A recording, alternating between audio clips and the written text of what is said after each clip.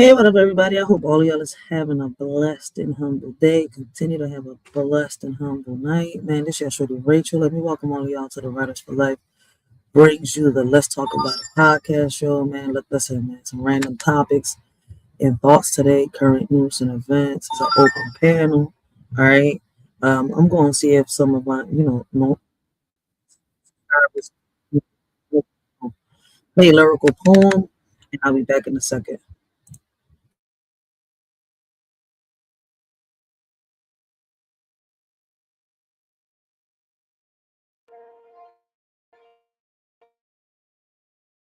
Yeah. We living in a world where the rules don't know how to follow, but we ready to fly. System got us boxed in, trying to keep us small, but we rise like the phoenix. We get scared to brawl. They feeding us lies, but we see through the smoke. We're the voice in us to divide, but we're stronger as one. Breaking chains, taking names, yeah, we getting it done. It's us versus the system. We're breaking the mold. This in the air, yeah, we taking control. No more silence. They never taught us to bear. We spare joys and laughter, but the pain remain untold. A burden we carry alone, a story left untold. They taught us to split everything, but not the heavy pain. It lingers in the shadows, a darkness we can't explain. We're never shattered pieces, trying to mend what's lost. They taught us how to split everything, but not the heavy cost. We learned to divide our dreams and multiply our fears, but the ache in our hearts only grew with passing years. They gave us all the answers, except how to heal. The scars that run so deep means the time can't see. Yeah, they taught us how to share, but only the good. Smiles and laughter like we understood. But deep down inside, there's a storm we hide. Pain in our hearts, we're just trying to ride. Put on a mask, yeah, but nobody sees the cracks in the hearts. We share our dreams, the highs and the lows. But when it comes to hurt, we just close the doors. We share the fun times, deflect the pain, laughing in the sunshine, dancing in the rain. But the shadows linger, they creep and they crawl, breaking us down, but we don't share at all. We got hate in our hearts, but we keep concealed. Taught to share the joy, but wounds, they stay unhealed. They say love was easy to divide, but the heartache never subsides. We try to split everything into two, but the pain lingers strong and true. Shared our dreams, divided our fears, but the sorrow remained years. No matter how we tried to let go, the weight of our suffering continued to grow. Now we're apart trying to heal, but some wounds are too deep to conceal. They said splitting up will set us free, yet the pain lingers in you and me. In a world where rules are set in stone, the system's grip tightens, we're not alone. Bound by chains of injustice greed, against the odds we fight to be free. Mighty forces try to keep us down, but our spirits rise, refusing to drown. Defying norms, breaking through the mold. In this battle of wills, our story is told. As the clash continues day by day, we stand united, come what may. For in this world where rules don't apply, our strength and unity will never die. They try to silence our dreams, but we're loud and clear. With every step forward, conquering fear. They can't hold us back. We're the fire and the flame in this battle for freedom. We're all in the game. They say it's just a game, but we're playing for keeps. With the strength of the many, we're shattered elites. No more puppets on strings, we're cutting the ties. With our eyes on the prize, we're reaching for the skies. So let's stand together, let's break down the walls. In this fight for our future, we'll answer the calls. From the ashes, we'll rise like a storm. Riders ignite. It's us versus the system, and we're ready to fight.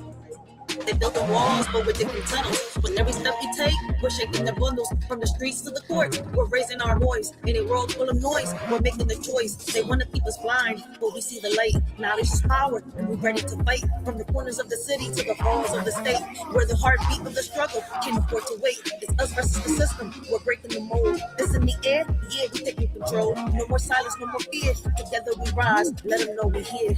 Riders ignite. They taught us to split everything, but not the heavy pain. It lingers in the shadows, a darkness we can't explain. We're left with shattered pieces, trying to mend what's lost. They taught us how to split everything, but not the heavy cost. Now we stand here broken, searching for some light, hoping for a way out of this never-ending night. But through it all, we find strength in each other's embrace. Together we'll face tomorrow and find solace in this space. They say don't bring the drama, keep it all light. But every night I'm fighting these demons in sight. Whispers in my mind, yeah, they echo and they shout. While I'm smiling on the surface, I'm breaking without. We're sharing the laughter, but what's underneath? A battlefield of sorrow, a war with no peace. We're warriors in silence, but nobody knows how the pain that we carry just grows and it grows. In a world of lessons learned, they taught us how to stand and burn. But the scars we hide deep inside are the ones that never subside. We followed all the rules they made, but the emptiness never fades. Their wounds like knives, cutting through, leaving wounds that always grew. They painted pictures of success, but couldn't fix what's left of us. Now we're left to bear the strain of the pain that lingers, never wanes. It's us versus the system. We're breaking the mold. That's in the air. Yeah, we're taking control. No more silence, no more fear. Together we rise. Let them know we're here. Riders ignite. So remember this moment. Remember this face. Remember this sound. We're the voice of the future, and we won't back down. In the face of oppression, we'll stand up tall. It's us versus the system, and united we'll fall. Riders show how we unite.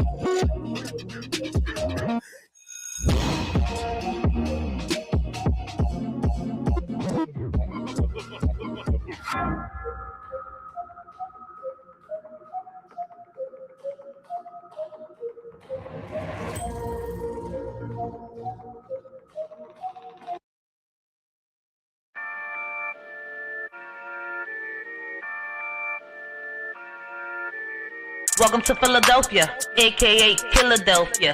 HP, baby.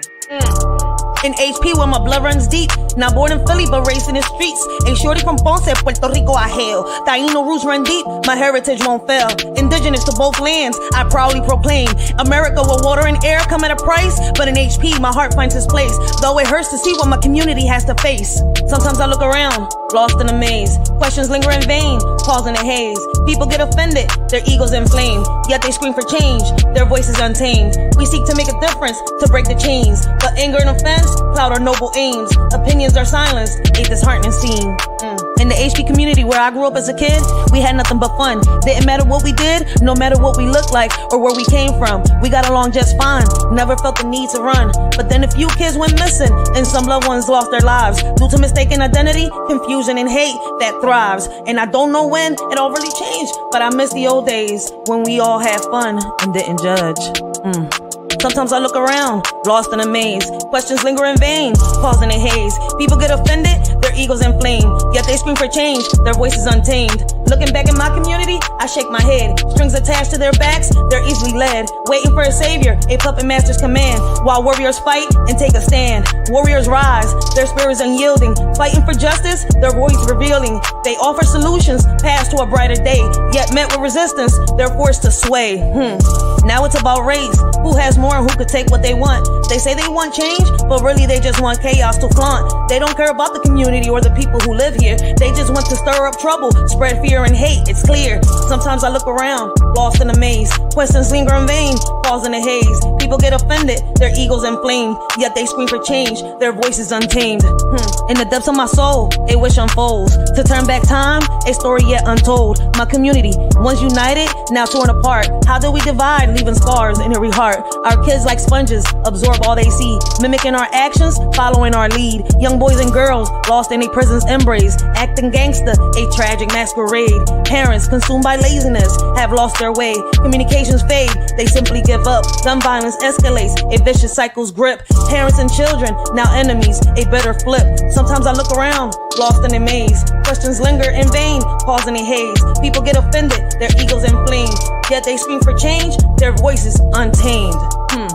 They demand change from their kids, yet fail to lead by example. They stumble, their guiding's weak indeed. In HP, we struggle, we fight for our lives. So let me spit these lyrics, unleashing the truth, letting my words freely glow. For HP is my blood, believe it or not. A shorty from Ponce representing my spot. Sometimes I look around, lost in a maze. Questions linger in vain, pause in a haze. People get offended, their egos inflamed. Yet they scream for change, their voices untamed. Welcome to Philly, baby. HP in the house, baby.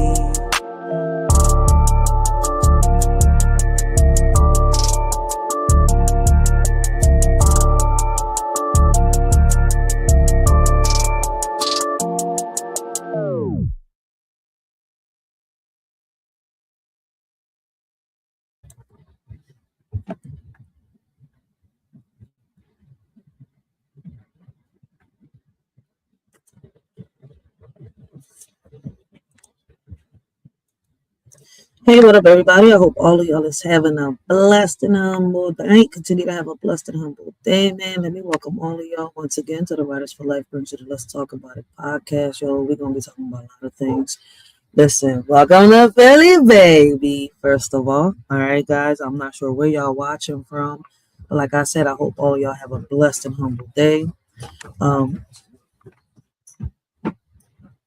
on one second. Hold on. I'm sorry, guys. I was not expecting this. Give me 1 second.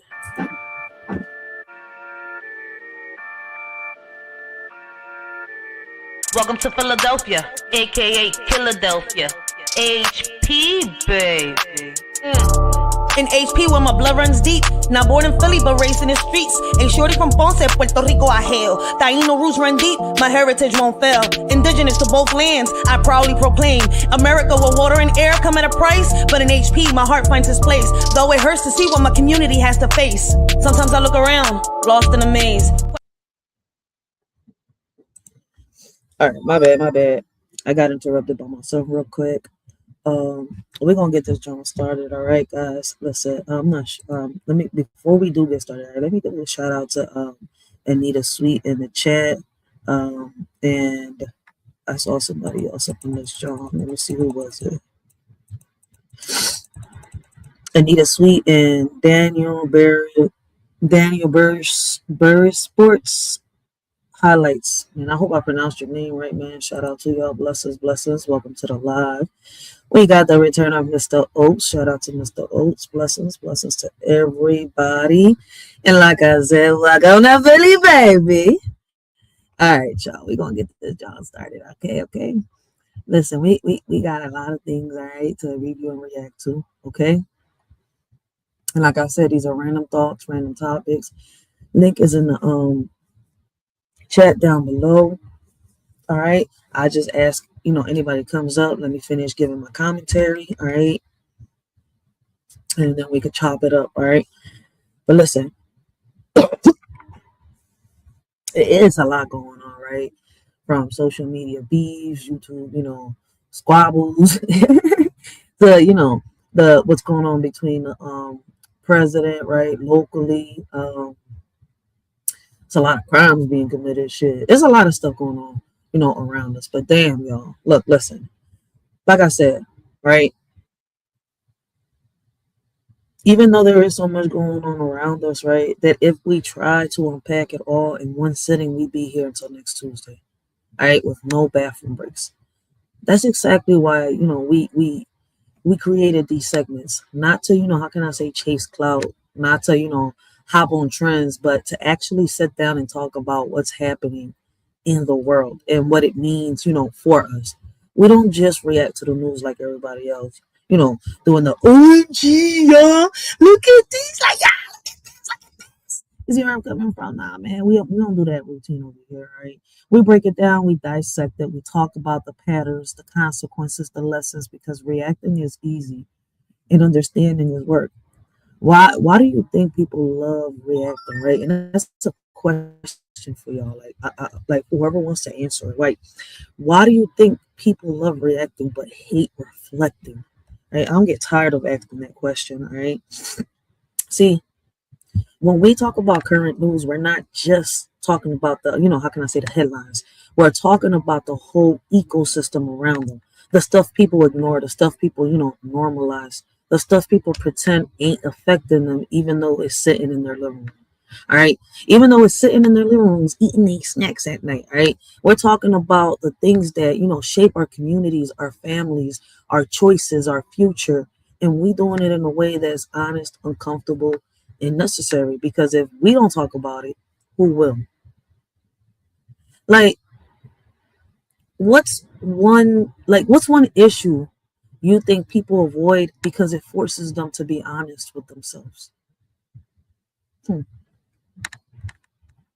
And I feel as though for me, it's accountability. Accountability is something that people fear a lot. And that's why I have the poll in the chat. All right.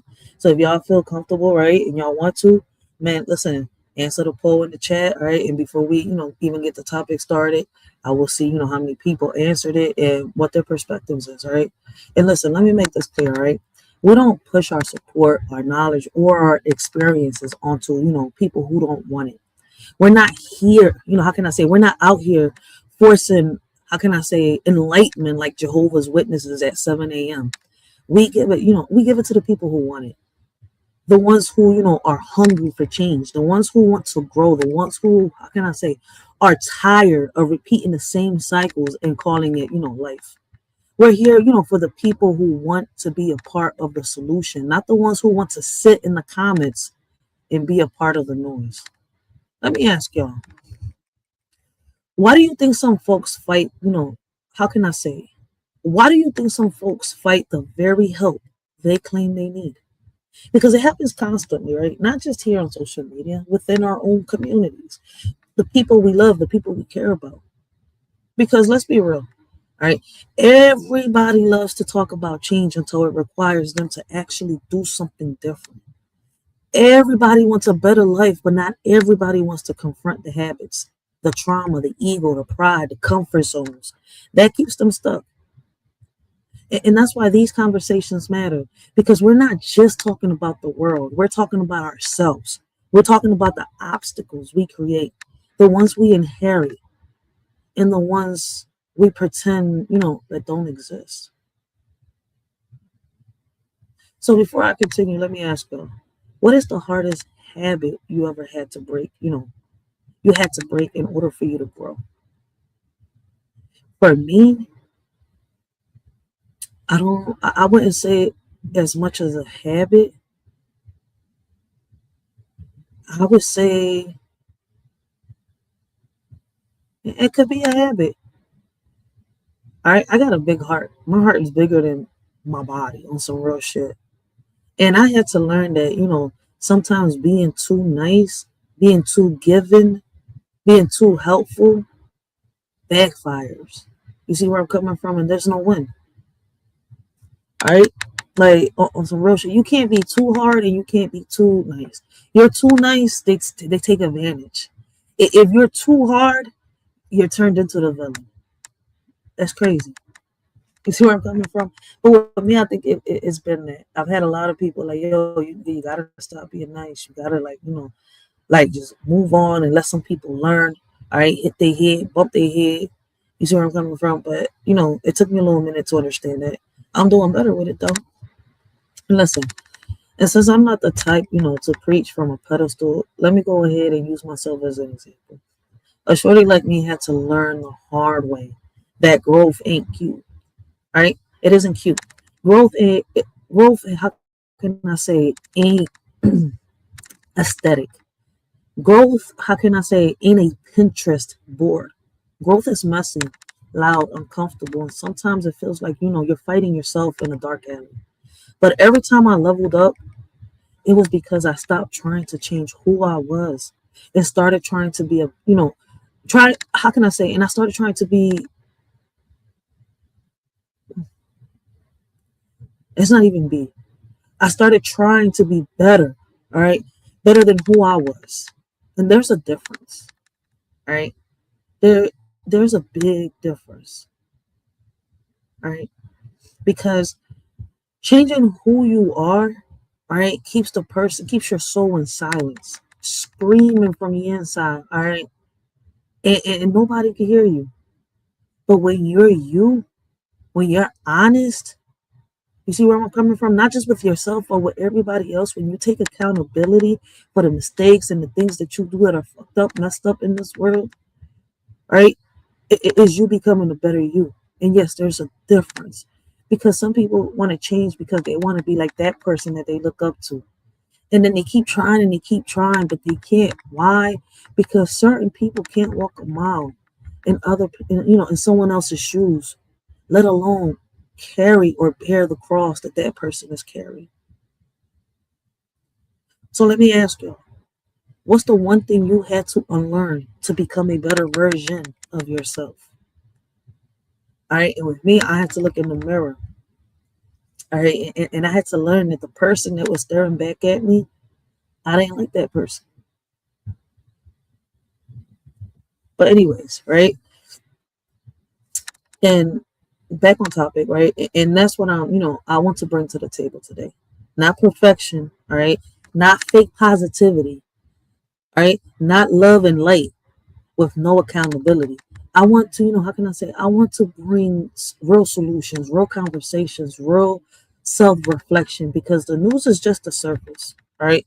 The story the story is how we respond, how we adapt, how we grow, and how we refuse to let the world turn us into something we're not.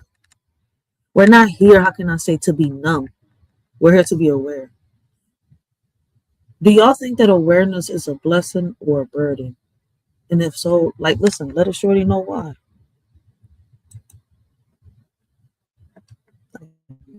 Make sure that I got the right videos. And I'm on the wrong channel too.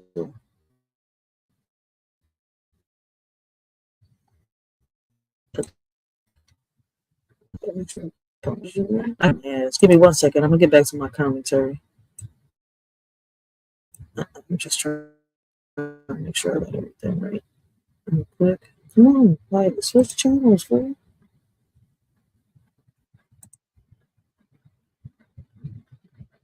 This joint. Okay, now I gotta turn this joint off over here. And I'm about to share my screen with y'all in 1 second. But listen, today we're not just reacting to the news. We're using it as a mirror. We're talking about the obstacles that get in our way, the ones that we create, the ones we how can I say we can overcome, and the ones we need to stop pretending are just life. All right, and I'm not how can I say, and I'm gonna walk how can I say through it with y'all. All right, using my own story, my own flaws, my own lessons, because if I can grow, you can grow. If I can change without losing myself, you can too. This ain't about becoming someone new. It's about becoming, how can I say, someone better, right? What's one change you're ready to make, even if it scares you? And for me, it was, how can I say, to step out there, all right, and see what the world was really like. Because, like, even though I had a dark past, right, I had so many people around me that protected me from the things, from outside of my own, how can I say, from outside of my own community. You see where I'm coming from? Like I told a lot of people, like, my story is out there, right? I didn't get to see what the world was really like until I hit 21 and I started really going out there, right? And I had to do, different things. I started peeping it at 16, going on 17. 17, I was pregnant. You know, gave birth to my firstborn. But then even there, I was just stuck, you know, trying to get my high school diploma, going to work, taking care of my baby, and then I was doing it on my own. So it was like, you see where I'm coming from? I wasn't even focusing what the world was really like until I really started paying attention. Until I started taking my child out there. You see where I'm coming from? And that's what led me to the poll that we got in the chat down below. Like, what do you think is the biggest obstacle people face when trying to grow? Like, is it fear, lack of accountability, comfort in old habits, not knowing where to start? And I feel as though it's all of the above. All those obstacles get in the way of people. We have to learn how to overcome those obstacles. All right. I'm about to see.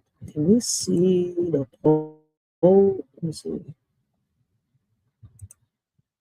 Because I'm trying to only leave it up for until. All right. Ain't nobody voted over here. Did they vote over here? Can I check the poll over here? Wait, how come I can't see the poll over here? I'm gonna figure the poll thingy out later. All right, we're gonna figure out the poll thingy. But we're about to end this one, all right? So far we only got one vote on this, John. All right, and it's fear of change. But we're gonna end this poll right here. All right, I want to end it because I'm gonna add a new poll. All right.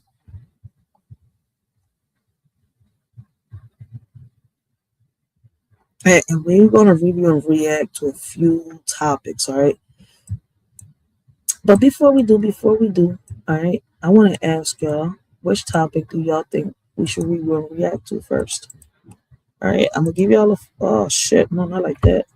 I'm gonna give y'all a few minutes before we even get started on the topics. All right, so give me 1 second because I'm getting used to. I'm trying to get used to using these little poll thingies with my audience and stuff like that.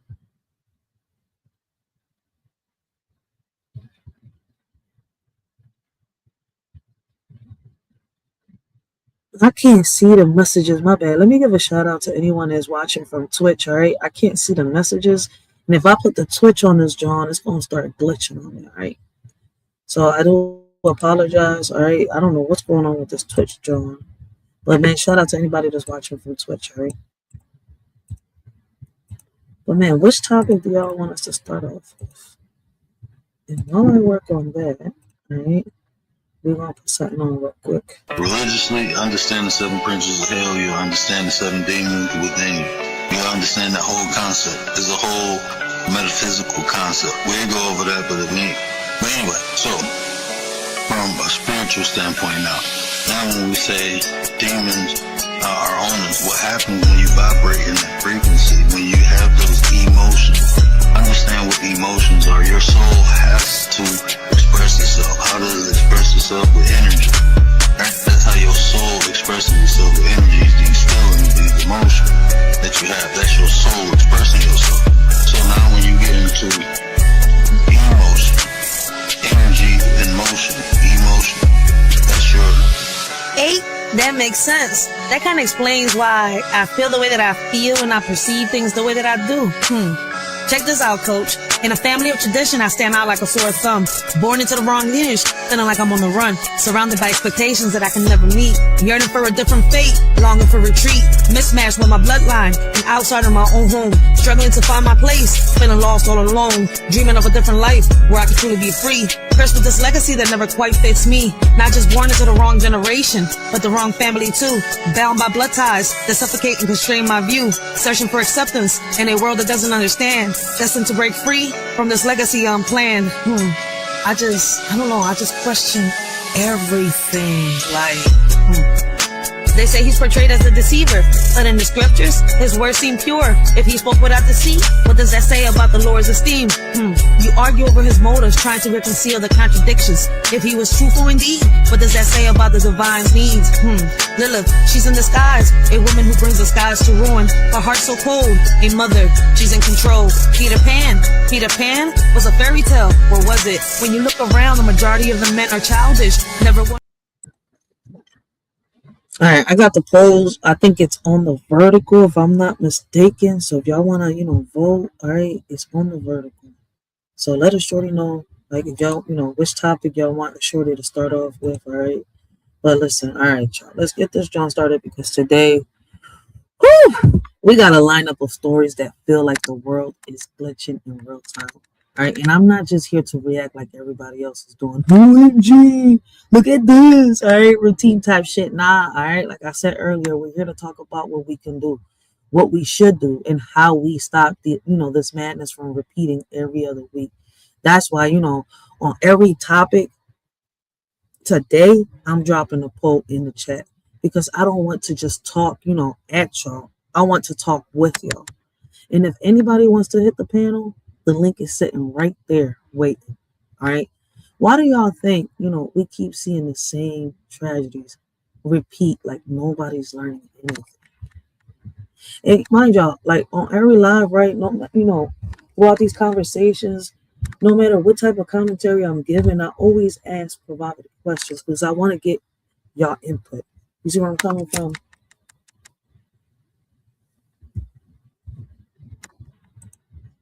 I just think sometimes people are scared to answer the questions. I don't know why. But anyways,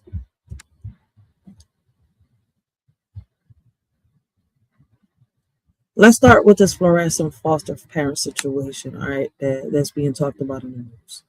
All right. We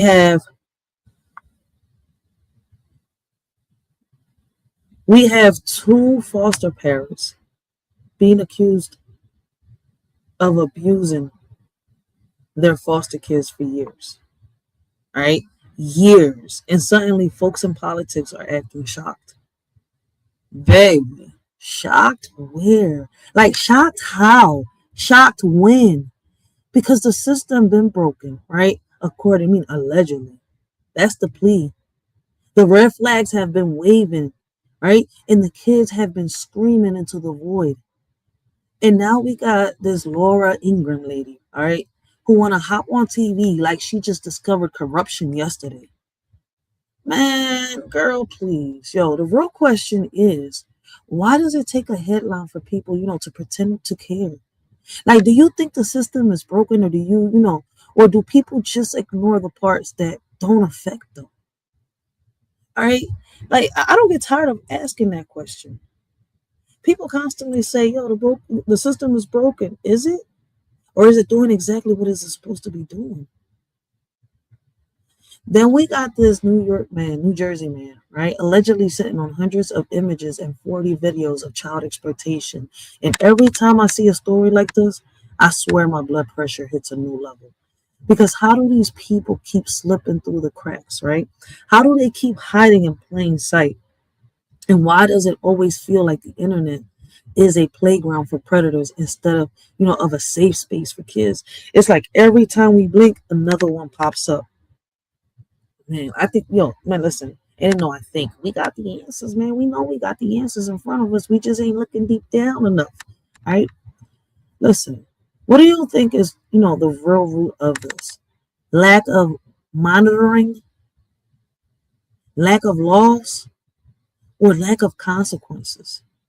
And I feel like it's all of the above. Lack of monitoring, lack of laws, and lack of consequences. But I would love to hear what y'all got to say, what y'all think. All right. And then, Philly, my city. All right. Y'all know I come from Philly. All right. We have a murder suspect on the loose. All right. Again. It's like every time we try to breathe, something else jumps off. And I'm tired of people acting like this is just, how it is. Nah, man. It's not. It's how it's been allowed to be. And until we start talking about, prevention, resources, mental health, community, accountability, and the environment people are growing up in, we're going to keep seeing the same cycle. Philly deserves better. And any other city that crime is being committed in deserves better. Our kids deserve better. Let me ask y'all, all right, especially if you're from Philly, what's the one thing you think Philly needs immediately to break this cycle? Or whatever city you come from. What is it that your city needs to break the cycle of missing kids, black on black crimes? Like, we could just keep going down the line.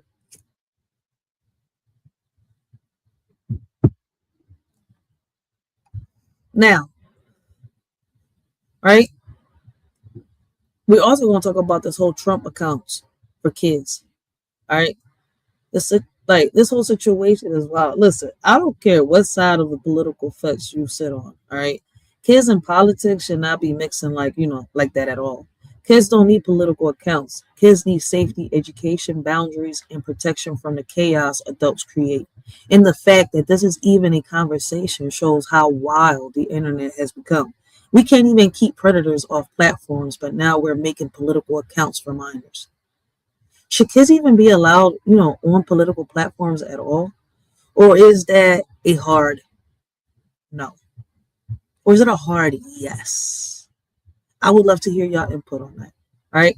And then we got, residents saying my kids aren't safe after dog attacks. Like, listen, I love animals, but some of y'all got dogs that should have been, how can I say, in obedience school, therapy, and maybe a spiritual retreat.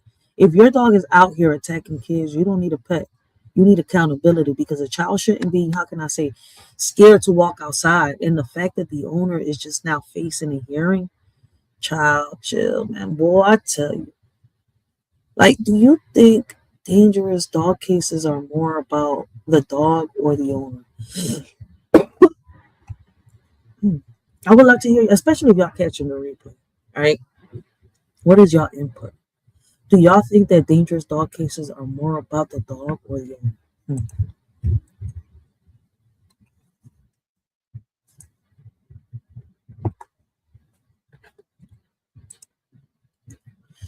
And finally, right, like we also going to touch on the school bus aid. All right, we have a school bus aide and a driver arrested. We also going to talk about Papa Duck saying that he's oversharing and a whole list of stories that show, how chaotic the world is right now. But we're going to get through it, all right? One topic at a time. Listen, because that's what we do here. We don't just react, we break it down. We talk solutions, all right? We talk preventions, we talk accountability. And I'm using myself as an example today, too. Like I do any other time, because growth ain't about preventing. All right? I mean, pretending. All right? It's not about pretending that you're perfect. It's about being honest enough to change. So let's get into it. Let's talk, let's talk the talk. I don't want to debate. I want to have conversations. Let's learn and let's figure out how we can move forward as a community. All right? Which, like, I asked which of these, issues y'all already, wanted to see first, but I don't think anybody typed in the chat anything. So we're going to continue, and the shorty's going to, pick the first topic. All right, guys? So with that being said, let me share my screen.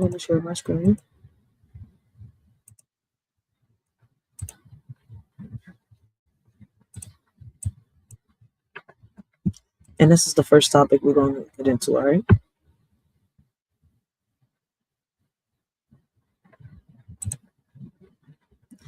The Florissant foster parents accused of abusing their foster children for years. Are charged for sexually abusing foster children for years. Florissant police say they have been investigating this case since November after the Children's Division brought concerns to their department.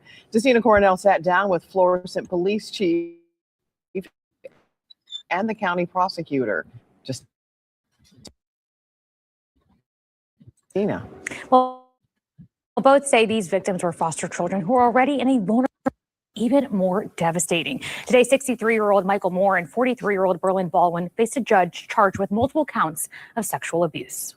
This was first brought to our attention in November of 2025, and we've been actively investigating it since that time. St. Louis County Children's Division tipped off investigators to this Florissant neighborhood on Gateswood Drive.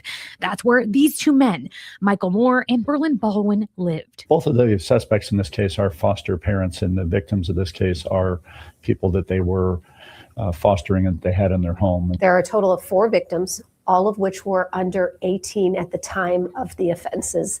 And they were foster children of these 2 defendants at the time these incidents occurred. The foster parents are charged with multiple counts of sodomy and statutory sodomy. Police believe the abuse happened between November 2020 and January 2025. What stands out is that they probably really made sure that they had access to children and used their position as foster parents to gain access to very vulnerable children who would likely be at risk. Amy Robbins is a forensic interviewer with the St. Louis Children's Advocacy Center.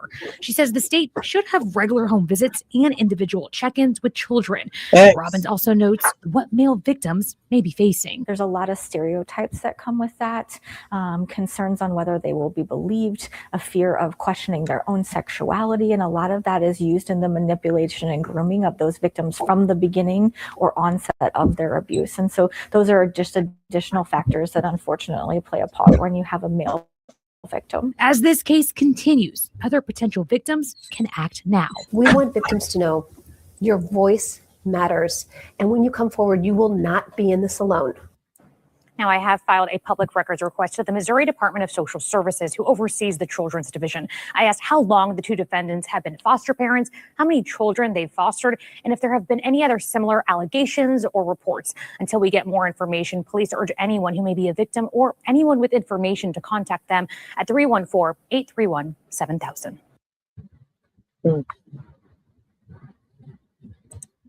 That's wild.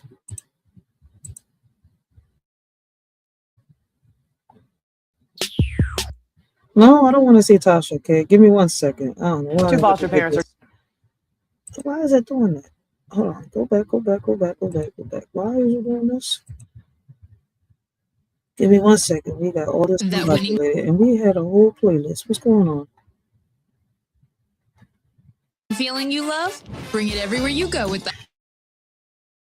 All right, my computer is lagging. I don't know what the hell is going on. Give me 1 second. Let me make this joint on private because it's private. That's right. Yes, me. Give me 1 second. I'm gonna give y'all my perspective on this joint. This shit. Let me triple right now. Death rattle. Pause. I need you to pause. Like, come on, why are you slagging with me today?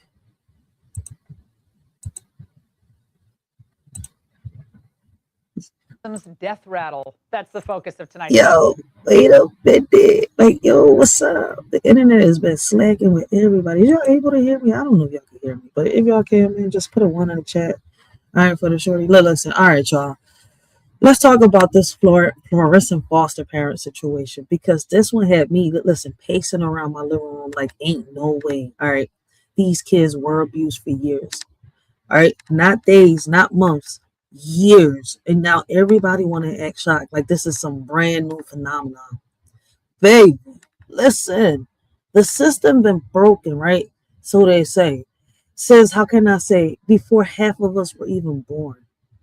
And the part that gets me, how can I say heated, is that these kids didn't just get, how can I say, failed once. They got failed at, how can I say, every checkpoint. Every checkpoint that was supposed to protect them. Their parents failed them. Foster parents failed them. The agency failed them. And the government stamped the paperwork like everything was fine. How many times does a system have to fail before, we admit it's not broken? That is designed this way, is doing exactly what it's supposed to do. All right, and let me say this loud enough, all right, for the people in the back. I hope somebody gets, how can I say, I hope somebody gets those kids an attorney, all right, and sues the absolute hell out of Missouri, all right, the agency, the governor, the whole chain of command. Like, it's time to change, it's time to break these chains of society, all right? Like, everybody who signed off on this circus, all right? Because how do you hand children, vulnerable, already traumatized children, to people who already had, how can I say, no business being foster parents in the first place? They let anybody into the system, anybody, all right? If you can fog a mirror and fill out a form, boom, here's a child, here it is. Here's a child for you. It's insane. Let me ask y'all, should foster parents' approval be stricter than, how can I say, adopting a dog? Or am I tripping? Oh, but then in foster care, it's the same shit. It's the same thing. They go through abuse in foster care. It's crazy. And I'm sorry, but like, how did these two individuals even become foster parents? Who interviewed them? Who checked their background? Who walked into the house and said, yep, this looks safe? Because somebody lied. All right. Somebody rubber stamped something. Somebody ignored something. And now kids are paying the price for adults who were lazy, careless, or complicit. All right. And the saddest part, the saddest part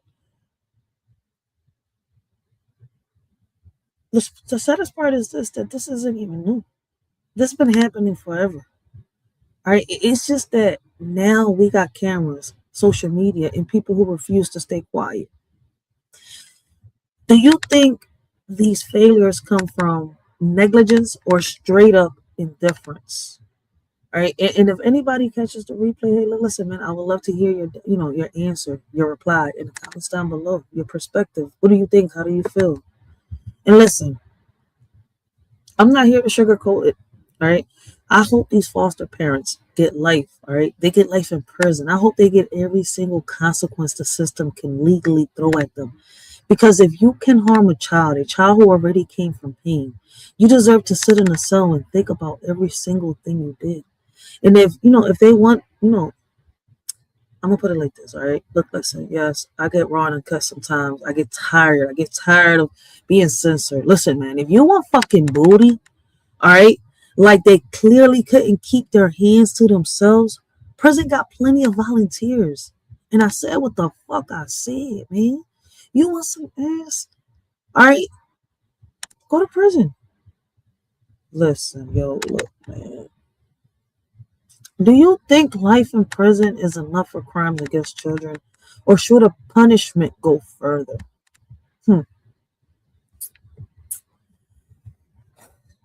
Listen, man. I'm telling y'all, man. Y'all know, listen, if y'all been following me for a while, y'all know how I get, yo. Listen, y'all know me. Y'all know me. I'm outspoken, but I'm also consistent. All right, I've been saying this for years. When it comes to crimes against children, I don't play. I don't negotiate. I don't how can I say I don't sympathize? We building caskets up in this joint because these kids don't get a second chance at childhood. They don't get to, they don't get a redo. They don't get therapy strong enough to, erase what happened. So yes, for me, death penalty, firing squad, whatever the law allows, because some people don't deserve to walk free ever again.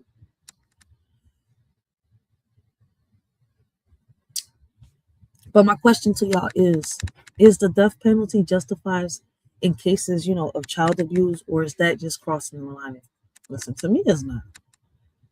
All right.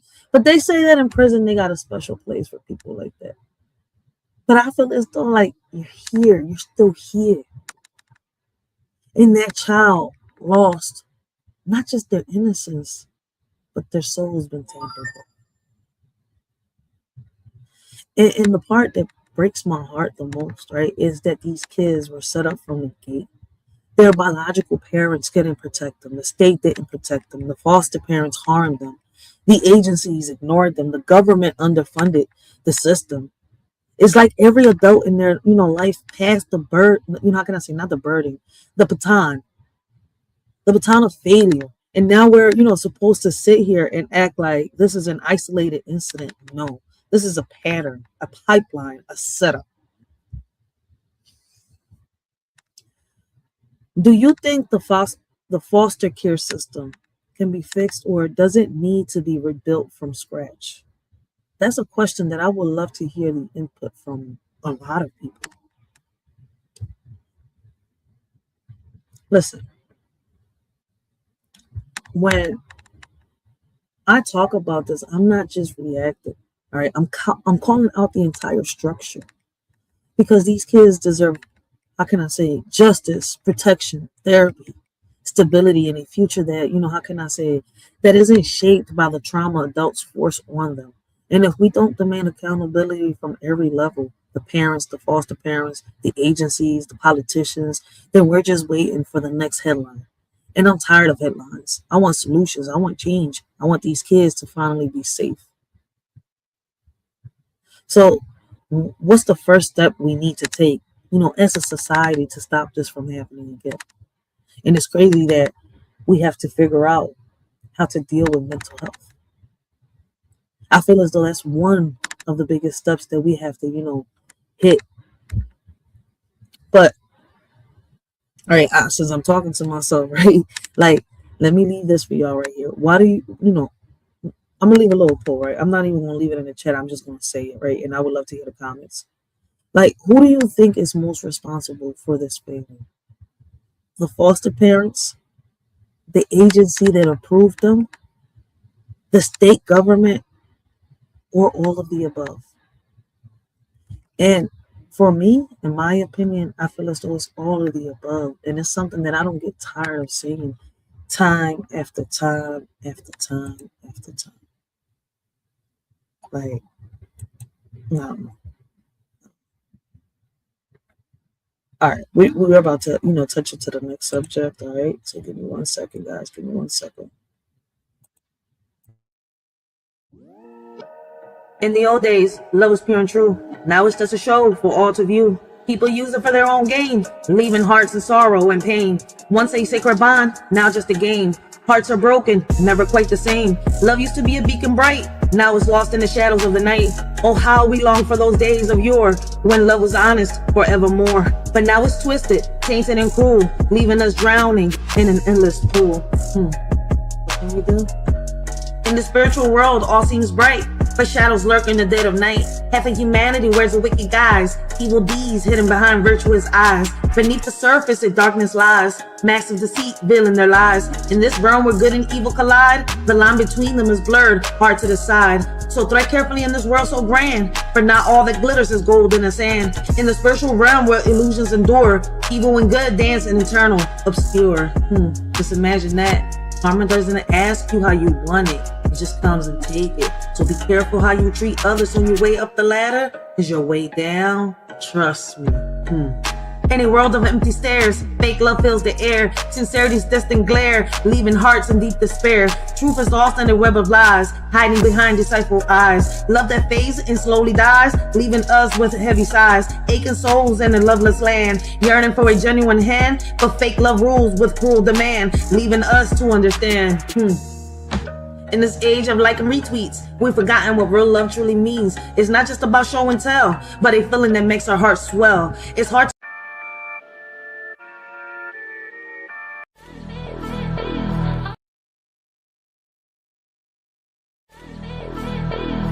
in this world of blame and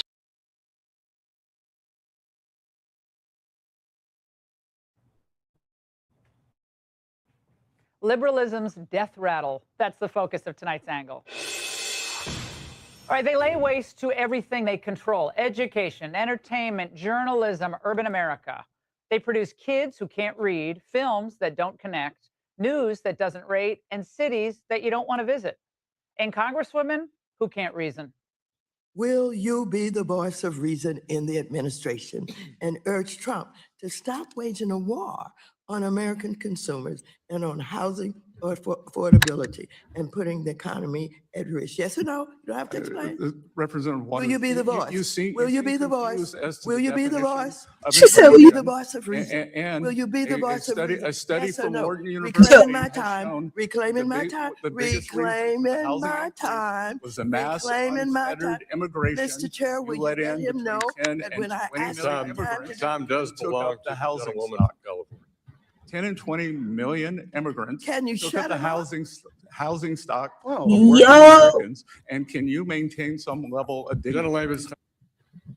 Decency, dignity, that's obviously asking too much. Can you shut up? She's, Next, I should be know. interacting with visiting angels, not whip-smart cabinet secretaries. She read every question, by the way. Her poor staff, I feel bad for them. If she even remembers their names, that is, because she didn't remember what she had just said to Bessent. Chill, man. Listen, man, I feel that after a while, certain politicians should retire. They need to have like a term limit. Like, listen, they do have like a term limit. I'm talking about like an age limit type shit. Like, I don't know, but Maxine's been disrespectful since forever. And the older she gets, the more disrespectful she gets. And the more she the more she gets amnesia. Oh, and Alzheimer's. Boy, I'm telling you. Alzheimer's, however you say that, John, man. For real, I ain't no doctor. Don't judge me. You regret basically telling the secretary to shut up during the hearing? I didn't tell him to shut up. You asked for him to be shut up. No, I didn't. You did. You're on camera saying it. Oh no, you're not. You're not right. I told Hill to tell him to shut up. Right. Do you regret? I know. Do you regret saying Oh, that? you missed it. You're trying to make up something. I can't. Imagine Yo. and liberalism, both on political life support. Now, none of them seem happy, by the way. They were happy during COVID when people were shut in, and you had to do DoorDash, and no one went to church. They're happy then. But now they're pretending to be shocked that a new administration would change investigative priorities. The SEC was dropping. The Consumer Financial Protection Bureau dropping cases. And Well, sir, look, you're on FSOC with all the heads of these agencies. This should be a serious question to you. Trust should be a serious question and a serious issue for the financial services industry, especially as the Secretary of the Treasury. Well, That's an important. No, this is my time. I haven't asked you any more questions. I haven't asked you any more questions. It's the sir. gentleman from Massachusetts. I'm trying to get to my next question. Could you speak a little louder? I can't hear you. Yeah, okay. I I might. But that was nothing compared to the come apart from that old lefty Congressman Greg Meeks. Oh, yeah, the answer is yes or no. No, Congressman. All you have to ask the is yes or OCC is an independent entity, and I would know, Congressman. So that, I take that as a no. You traveled to Venezuela to lobby I take that as a no. Chavez on behalf of I your take that donor, as a on no. behalf of your You donor. do not want to answer that question. I take that as a no. For a $7 billion. I'm asking you to do your responsibility They as get- Secretary of the Treasury. Into a Venezuelan. You do not. Will you? Time has expired. Oh, I love the point. Damn. He stopped him from being so smart. Now, this was comical. I enjoyed every minute. It was very revealing. Didn't lay a glove on Besson, obviously. And liberal incompetence goes down to the local and state levels as well. Mamdani in New York, remember he promised all those freebies galore, but couldn't get the snow plowed or the trash picked up after a snowstorm. At least the mayor's driveway itself got cleared out, though. And he stayed warm in his fancy new personalized jacket. Now, even the socialists were mad at him. Turns out governing is a lot harder than doing TikTok videos. Who would have thought that? But at least All right. They're about to get into something else. All right, they're gonna get into something else on that, John. So listen. All right, y'all. Let's get into this. All right, because apparently Democrats are out here pretending, all right, to be shocked about Maxine Waters acting up again. At least that's what Laura Ingraham, all right, is saying. And listen, whether you agree with Laura or not, the part that that kills me, right, is the performance of surprise. Like, shocked where? Tell me shocked how? Like, listen, Maxine been Maxine since before half the internet was born. This ain't new behavior, all right? This is vintage. This is the collector's edition. So why are politicians acting brand new? Like they didn't see this coming. Like, do you think politicians are actually shocked or just pretending for the camera? And I feel as though they is, man. Like, and let's talk about, Mad Maxine. Because, baby, she is at it again. A true dinosaur in Congress. And I don't even mean that disrespectfully, all right? I mean that literally. Like, she's been in office since the dinosaurs were roaming, all right? Since the dinosaurs were roaming the Capitol. Like, she's been there so long, she probably got a parking spot with fossils under it, yo. And this is exactly why people keep screaming for term limits, all right? Because at some point, you got to retire. You got to sit down. You got to go enjoy bingo night, all right? And your grandkids and early bird specials. Like, you really do. Like, should there be a maximum age, all right? Or maximum number of years someone can serve in Congress? Like, I'm literally asking this question, and I would love your honest opinions, especially those that catch the replay. All right. Like, what blows my mind is how politicians, all right, in a certain, how politicians in a certain age range refuse to retire. Like, they refuse like they're allergic to stepping down. I don't know if it's abuse, addiction, ego, or they just don't know what else to do with their lives. But Lord, if you didn't learn from Biden, all right, Feinstein, Grassley, and the whole crew of senior citizens having temper tantrums on live TV, I don't know what to tell you. These folks be forgetting that, they were, they were at mid-sentence, and we're supposed to trust them with national decisions. Why do you think older politicians cling? Why do y'all think older politicians cling to power instead of passing the torch? Yo, for real. Like, I really want to know that. And listen, and I'm sorry, but I'm not sorry. All right. All politicians should have to take, like a cognitive test every single year. I don't care what party you're in. I don't care how long you've been there. Like, if you're making decisions for millions of people, right? You should at least be able to remember what day it is. Like, we get tested for our jobs that pay $15 an hour, but politicians making six figures, all right, and controlling the laws don't gotta prove they're still functioning. Make it make sense, yo. I don't know what generation. Listen, man, I'm telling you. Like, should cognitive testing be mandatory for every elected official? Like, yes or no?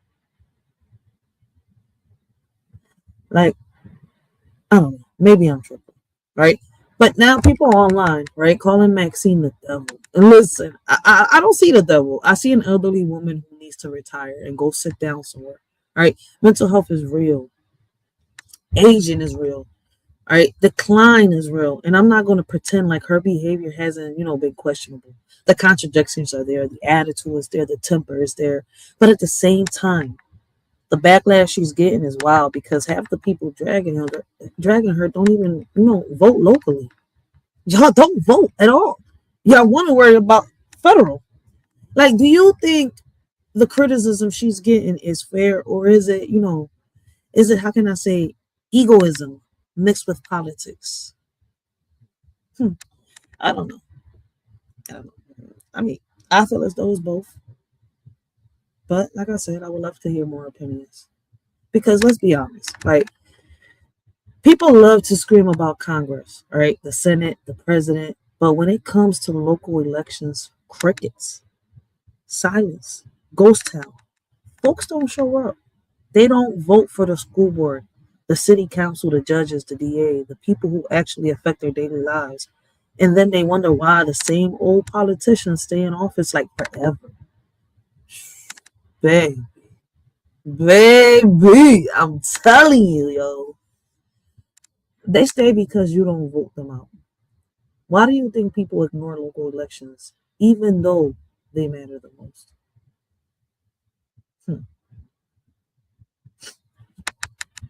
People ain't gonna answer this, shorty. Like, Rachel, man, you really think people gonna sit here and act this kind of? No, they not. So listen. When I look at Maxine, I see two things at once. An elder who needs to retire in a system that keeps recycling the same people because voters don't participate where it counts. And that's the contradiction nobody wants to talk about. We want change, but we don't show up. We want, new leadership, but we don't vote for it. We want accountability, but we don't demand it. So yeah, Maxine wilding, all right? But the system wilding too. All right. And until people start voting locally, we're going to keep seeing the same faces, the same drama, and the same chaos. So let me ask y'all. Do you think America's political problems start at the top or at the local level? But listen. Before we move into the next topic, all right, let me ask y'all this, right? And I should be putting it in the polls, but ain't nobody going to answer this, John, right? And as y'all can see, we're not staying like hours on one topic, all right? Especially with nobody in the chat, right? So I'm going to ask this, especially for those that catch the replay, right? Should Congress have term limits? Yes, absolutely. No, leave it as it is. Only for certain positions? Or y'all not sure? Me, I feel as though absolutely. We're gonna make a complete change. We need complete. How can I say a new foundation? But give me one second. Shout out to everybody in the chat, man. Shout out to anybody coming in through. All right. If I knew then what I know now, sometimes I wonder, would I be the same or would I be different? A shorty still believes in fairy tales and imagination that lasts forever. Sometimes I wonder if I turn back the hands of times, fix my mistakes, will things change? Oh Lord, guide me through this journey of life, help me see the light through all the pain and strife. I wake up in the morning feeling lost and alone, wondering if life's worth living or if I should grab the throne. The weight of the world on my shoulders is hard to bear. I see no change, it's like nobody cares. I look in the mirror, see a stranger staring back, lost in the world that's spinning off track. I ask myself, is this all there is, or should I give up and let the darkness win? I see no change, just the same old game. Wake up in the morning, I ask myself, is life worth living, or should I blast myself? I see no change, just the same old pain, but I know deep down, I gotta break these chains. Sometimes I wonder if I turn back the hands of time, fix my mistakes, will things change? Oh Lord, guide me through this journey of life, help me see the light through all the pain and strife. If I can go back in time, Tell my younger self it's gonna be fine. Embrace the challenges, let your light shine. You'll grow and learn, just give it time. Hey young me, listen up, don't be afraid. Life's a journey, mistakes will be made. Chase your dreams, don't let them fade. Believe in yourself, you'll make the grade. Don't stress about what others say. Stay true to yourself every day. Love deeply, laugh often. Don't delay, because in the end, it's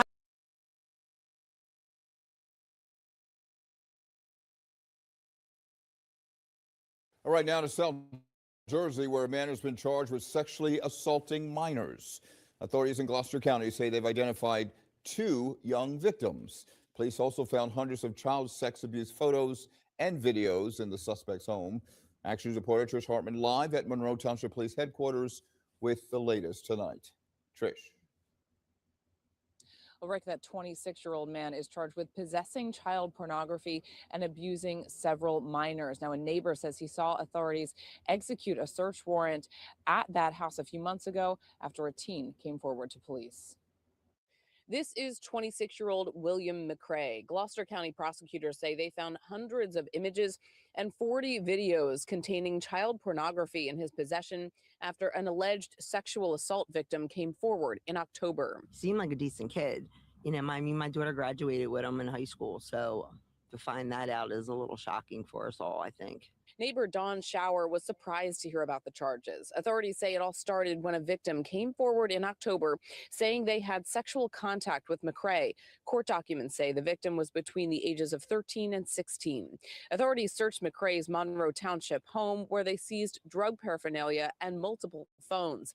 Prosecutors say explicit images were found on the phones and in chats with several minors.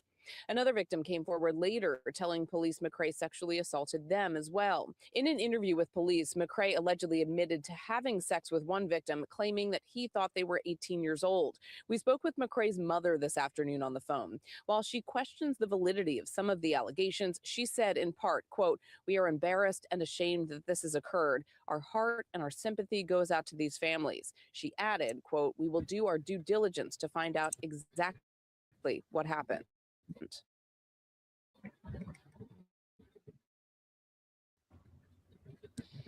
And McCray is now behind bars. He is locked up in the Salem pending trial.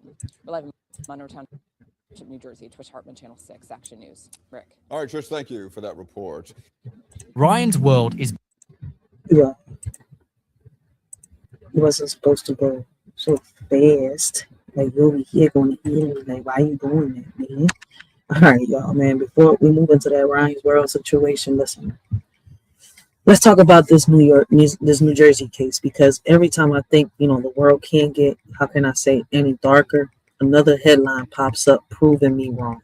Right? A 26-year-old man facing 27 criminal counts, 27, right, for possessing hundreds of images and 40 videos of child sexual abuse material, right? And allegedly abusing, right? And I don't think it's allegedly, but allegedly abusing, minors himself. And y'all already know how, I get when it comes to criminals against kids. My whole spirit flips, my whole energy changes, all right? We build caskets over here, yo, metaphorically, all right? Emotionally, spiritually. Because once you harm a child, you done cross a line you can't come back from. Why do you think predators keep slipping through the cracks, even with all the technology we have today? Once again, the system is not broken, right? It's doing exactly what it's supposed to do. But, thank God, another monster is off the streets. But let's be real. For how long? Because we've seen this movie before. They arrest them. They charge them. They make a headline out of it. And then boom. They got a plea deal, reduced sentence, probation, or some loophole that lets them, slither right back into society. Look what happened to Kata Scott here in Philadelphia. Oh, that's supposed to be, you know what? Before we end this, if anybody's there that's, really watching and really supporting, remind me, all right? Remind me, all right, to play the update of Kata Scott at the end of all this, all right? But listen, man, they get plea deals reduced, all right? Sentences, probation, like, or loopholes that, let them slither right into, society, right? And that's the part that pisses me off, right? These kids don't get a second chance at innocence, but these predators get a second chance, a third, fourth, all right, a fourth chance at freedom. Make it make sense. Like, listen, do you trust the justice system to actually keep predators locked up or not? I would love to hear y'all input. Me personally, I feel as though, like I said, we have to, fix the whole infrastructure, right? And that means starting from the foundation, from the bottom up. From the bottom up. We have to change that foundation that is stuck in the 16 and 1700s. All right, but back on topic, all right? And y'all know what kills me, right? Like, what kills me is this. There are so many legal, grown, consenting women out here who would happily go out on dates, talk, chill, whatever. And these bastards, these bastards, this bastard, but there are so many out here, all right? But we're talking about him. So this bastard right here, right, chooses children. Children, that tells you everything you need to know. This ain't about attraction. This ain't about loneliness. This ain't about I couldn't find a girlfriend. This ain't about power, control, sickness. My bad. I keep saying this ain't because it's like this is about power, control, sickness, and predatory behavior. All right, because listen, if you want an adult, you go find an adult, right? If you want a child, you're a predator. Period. Period. Point blank, like my daughter says. Why do you think society still tries to make excuses for predators instead of calling them what they are? What's crazy is you got TV shows, TV series out here in these platforms that where you see women that go crazy over predators. Man, shit, you got women that fucking sit here and cuddle them in chats. Some of them are content creators. They're child lovers. But because the system didn't catch them, or they're not in the registry, or a child wasn't able to prove that something was done by this person, they're considered innocent by law. So we can accuse them of being predators, right? This world is so full of predators. And I'm not saying that, to scare people. I'm saying it because it's the truth. And as a parent, right? Let me put it like this. As parents, as guardians, aunties, uncles, older cousins, community members, we got to be, on detective mode. We got to be, on reporter mode. We got to be on paparazzi mode. We got to be on I'm watching everything you do type mode. Not paranoid, but prepared. Because these predators don't come with a warning label, right? They come disguised as neighbors, teachers, babysitters, coaches, families, friends, even other kids. And I think I just heard something. I'm not sure.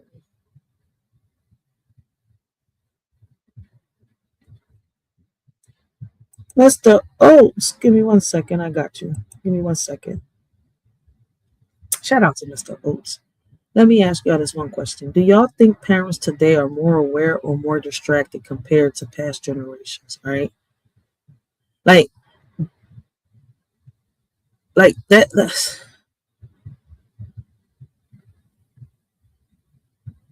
but anyways, I just want to leave that right there with that question, all right? Especially for those of y'all that catch the replay. Let us shorty know what y'all think and how y'all feel. Do y'all think parents today are more aware or more distracted compared to past generations? All right. And give me 1 second. Let me give a shout out to Mr. Oates. Mr. Oates, how you doing? Salute to you, riders.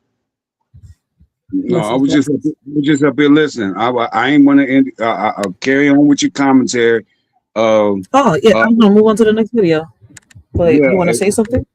No, as far as what you are, you say are parents more? Repeat the question again. Repeat the questions.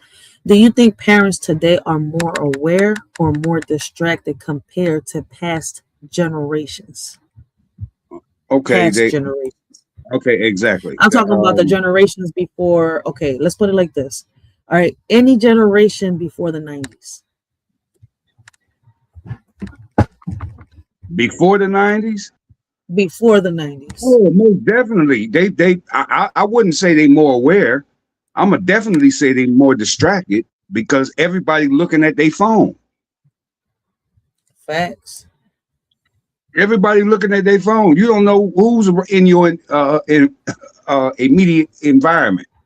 You don't know what's going on. It might be a robbery about to go down, and you ain't even paying attention.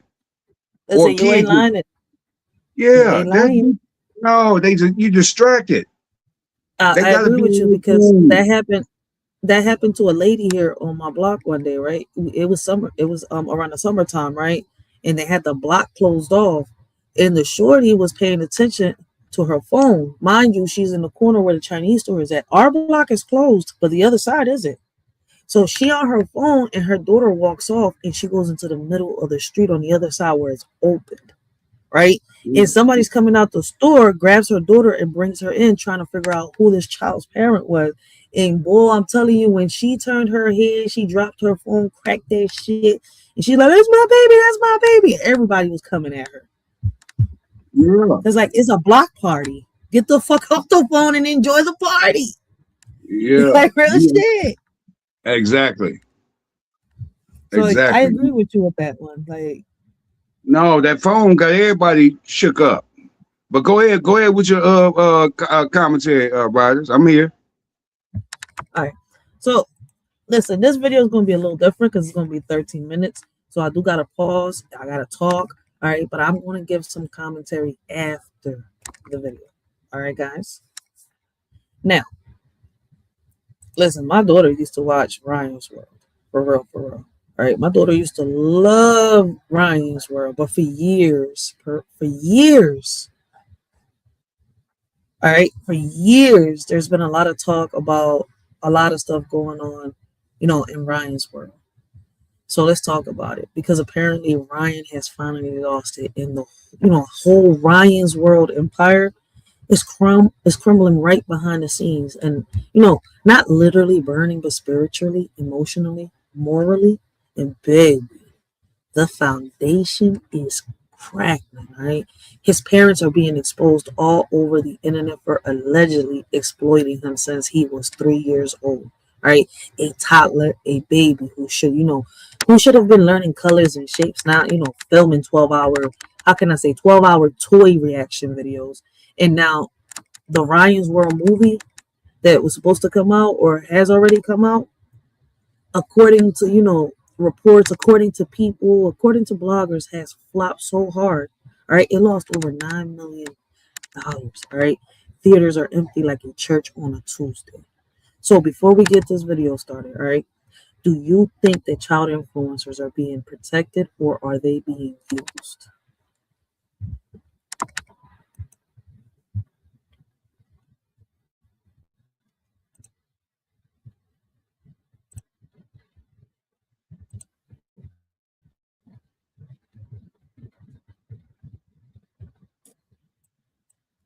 Ryan's world is burning down. Not literally, of course, but everything behind the scenes is falling apart. His parents are being exposed all over the internet for exploiting him since he was just 3 years old. And now it's been revealed that the Ryan's World movie was a total flop, losing over $9 million. Theaters were left completely empty.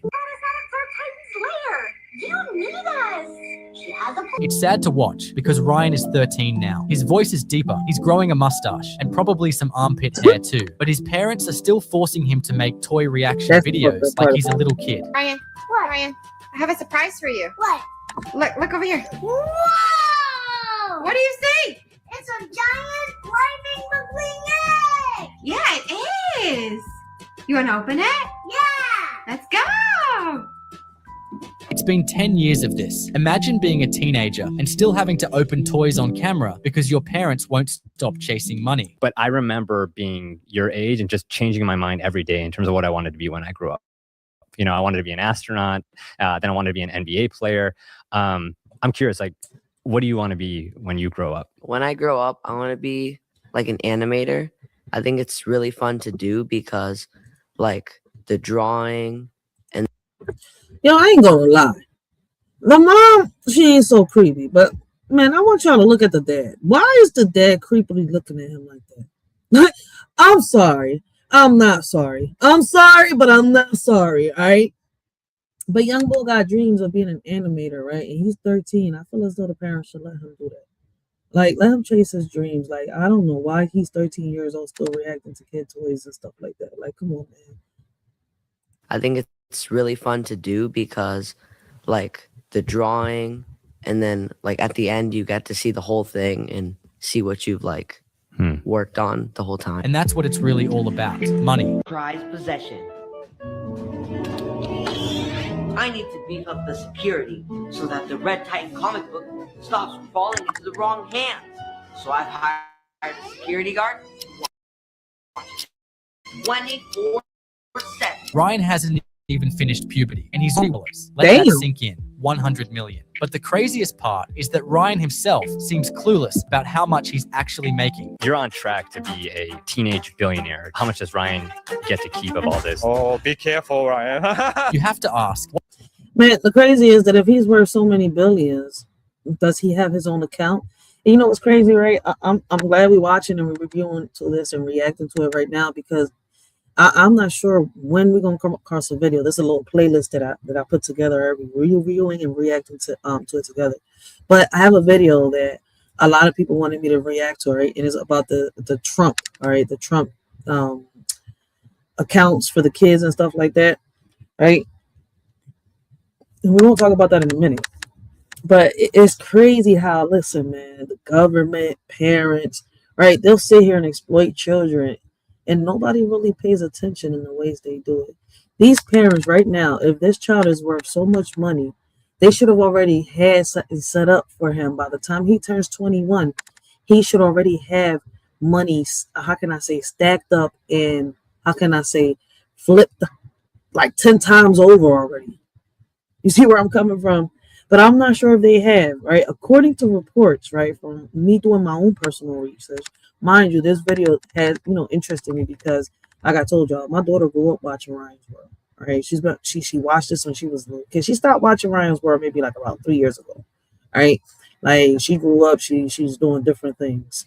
All right, she's 9 years old, so it's kind of like, I'm hoping they got something like that. But a lot of parents don't do this, and I feel as though that. I mean, I'm noticing this, right? A lot with a lot of the parents that are influencers. They use their kids, right, to make videos, and they make money off of it. And in reality, when you look at it, it is exploitation.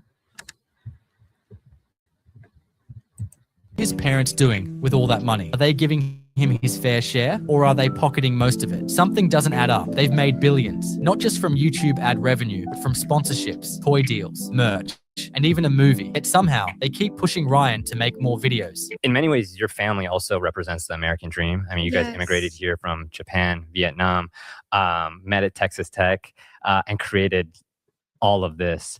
I'm curious, I mean, there's like people creating wealth, and I feel like you guys have created generational wealth. I think I figured out why. Both of Ryan's parents are immigrants, and his mom was even arrested for theft years ago. They probably didn't have much money growing up. And now that they've achieved billionaire. Oh, no. Okay, they legal immigrants, because if she got arrested and she's still in America, they legal immigrants. Generational wealth. I think I figured out why. Both of Ryan's parents are immigrants, and his mom was even arrested for theft years ago. They probably didn't have much money growing up, and now that they've achieved billionaire status, they can't stop chasing more and more. It's like, but at what cost? And it turns out that Ryan's in 2002 for shoplifting. She found $93 worth of clothing from JCPenney at Alameda Mall in Houston, Texas. Loan was 18 at the time and attending the University of Houston. She faced 60 days in jail, and instead the judge gave her 6-month probation and a $150 fine. She was told that she had to complete 40 hours of community service and complete random drug tests. Pretty lenient. Problem is, Loan did not show up to her community service. Damn, mama was hood back in the days. All right, she was out here robbing markets and stores and getting high and shit.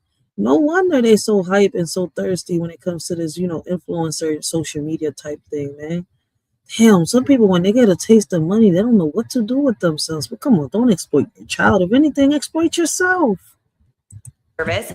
She didn't report to her community advisor, nor did she pay for the fees. She was arrested again in 2003 for violating her parole. Damn. And spent 30 days in jail. Exploiting your child to this extent is just wrong. 199,998. 999,999. 1 million. Come on, tell me he's not too grown to be playing with these little kids' toys. If anything, his little sisters should be doing that. And they're saying that they're using the sisters. Then why is Ryan still doing this? Why isn't Ryan out there on, like doing the animation that he likes doing? Why don't y'all have him in some type of program? But y'all got him here still 13 years old playing with these little ass motherfucking toys with the Muppet Baby still behind him. Morning workout complete. Forcing him to work like this when he should be enjoying his childhood, it's hard to believe they haven't broken some kind of child labor laws. Think about it. Is it even legal to put a toddler in front of a camera to make millions? And what happens if Ryan ever decides he doesn't want to do this anymore? Doing really well at school right now. So maybe main focus is his school. Yeah. If he came to you and said, hey, Dad, I want to be an engineer, Mom, I want to be a teacher like you. I don't want, what do you say? Like, it's okay to like leave all of this behind if like Ryan were to call it quits? Like what would happen to pursue something else? Yeah, for sure. Because, Ryan's dad loves to say they've set up a trust fund, hired wealth managers, and given Ryan a share of the company. I feel like you guys have created generational wealth. Let's how be do you real. think about the future of that as a family? Managing this scale of the business, this scale of the finance. So when we first saw the initial success of YouTube, that was like the first thing we kind of learned, how to manage assets for our kids and then for his future kids. So trust fund and then multiple different the wealth management groups who oversee Ryan's finance. So there's a lot of kid talent. You see on the news that they regret how money was managed when they were little. So that's one thing we want to make sure is when he grows up, his assets are maintained and even grow. When he's at the right age, he has the money that he could use for his new future project when he grows up. So we setting up multiple different accounts right now at the moment. Yeah, because I know Hollywood has the Coogan. I mean, hopefully that's true, but we know when it comes to a lot of influencers, that's not their first thing, their first go-to. But hopefully they have, all right, because at least they thought about him. But still, man, don't, you hear him say what it is that he likes doing. I feel as though that should be what he should be working on right now. Account where they keep money for child actors, 15% put in a fund.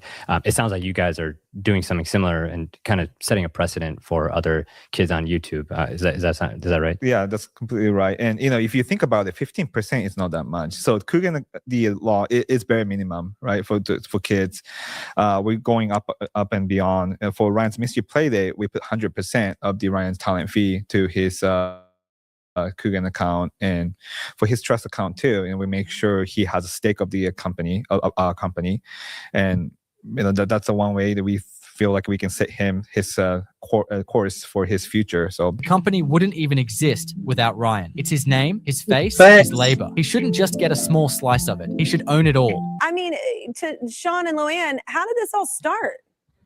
Well, Brian's been watching YouTube ever since he's little, and he started watching other kids on YouTube.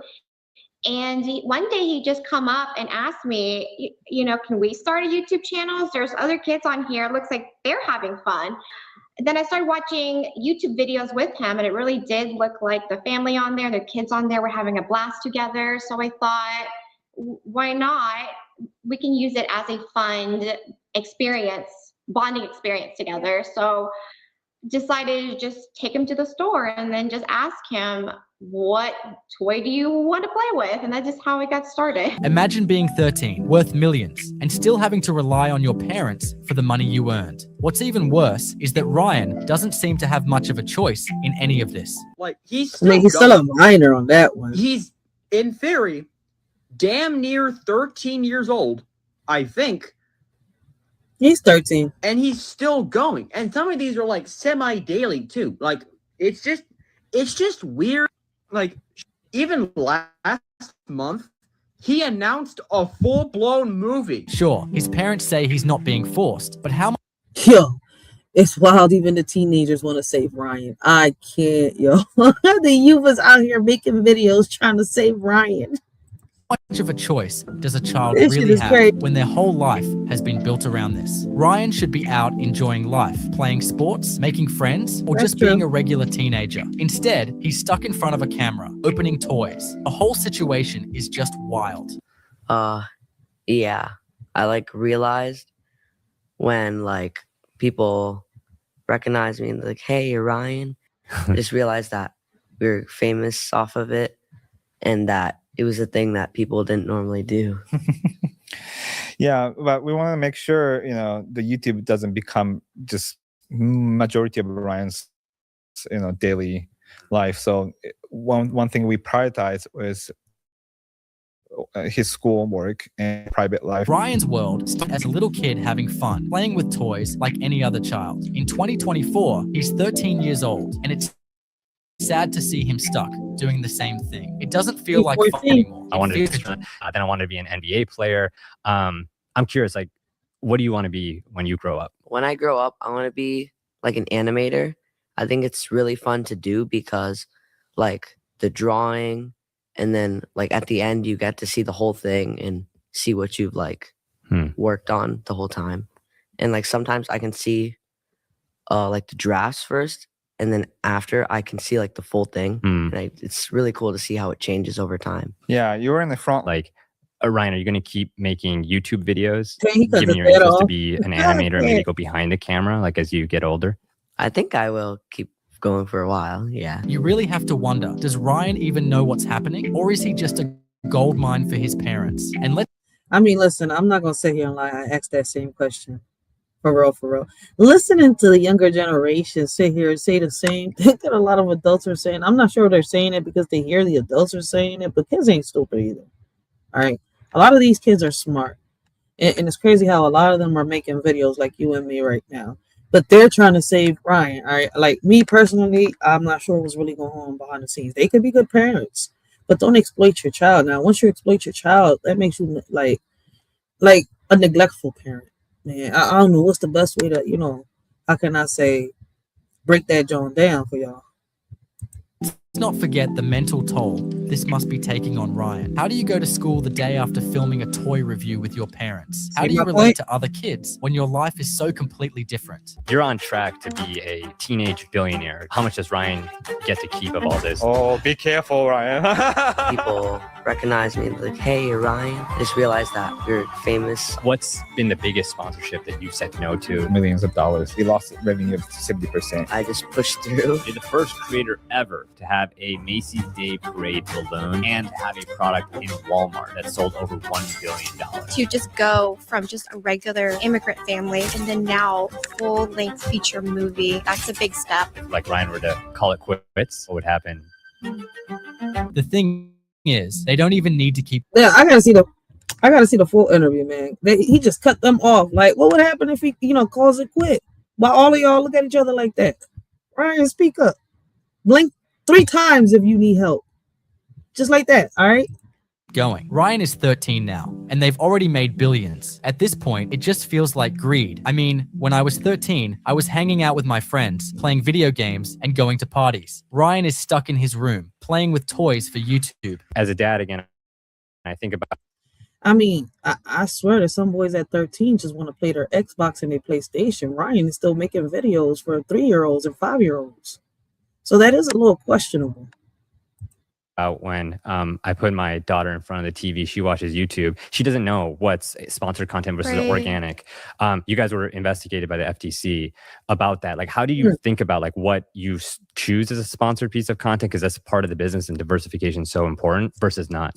I guess clear division is the whether you're endorsed or not, right? If you receive the free product or if you have received any monetize from the company to promote the certain products, then I think that's the promotion, that's a commercial. So that's where we draw the line. Yeah. And that's exactly the guideline from the FTC too. And let's not ignore how awkward some of these videos must be to film. Would you rather Valentine's edition? Or drink a gallon of strawberry milk. I think eat a million candy hearts. It's hard to shake the feeling that Ryan's parents are more So that focused one on is their like- own bank accounts than on what's best for him. Favorite color? I want to see if your truth detector works. Well, obviously, watch out. Is there a consequence? It's gonna happen. Oh, that's why you cannot lie. Look, Daddy, you're up. Well, I'm next. Oh, I'm nervous. Go it. What's really sad is that Ryan's world started as something so innocent. It was just a little boy playing with toys and spending time with his family. Over the years, it's turned into this massive money-making machine. And now, Ryan is the one paying the price for it. You're on track to be a teenage billionaire. How much does Ryan get to keep of all this? Oh, be careful, Ryan. People recognize me like, hey, you're Ryan. Just realize that you're famous. What's been the biggest sponsorship that you've said no to? Millions of dollars. We lost revenue of 70%. I just pushed through. You're the first creator ever to have a Macy's Day Parade alone and to have a product in Walmart that sold for $1 billion. To just go from just a regular immigrant family. Facts. He was the first one, right? No, yes, he was. Because not even Yo-Yo Siwa, but Yo-Yo Siwa got deals after him, but she was a little older. Yo-Yo Siwa was a little older. But it's just, listen, man, y'all don't understand. Like, parents don't understand. When y'all do these things to these kids, while these kids are out here making other kids happy, they losing their childhood. That fucks with they mental. My bad, let me stop cussing. That messes with they mental.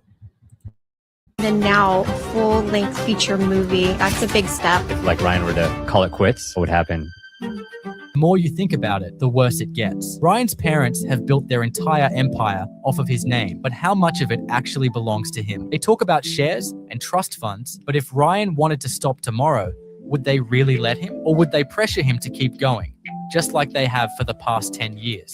I was really young, like 3 years old.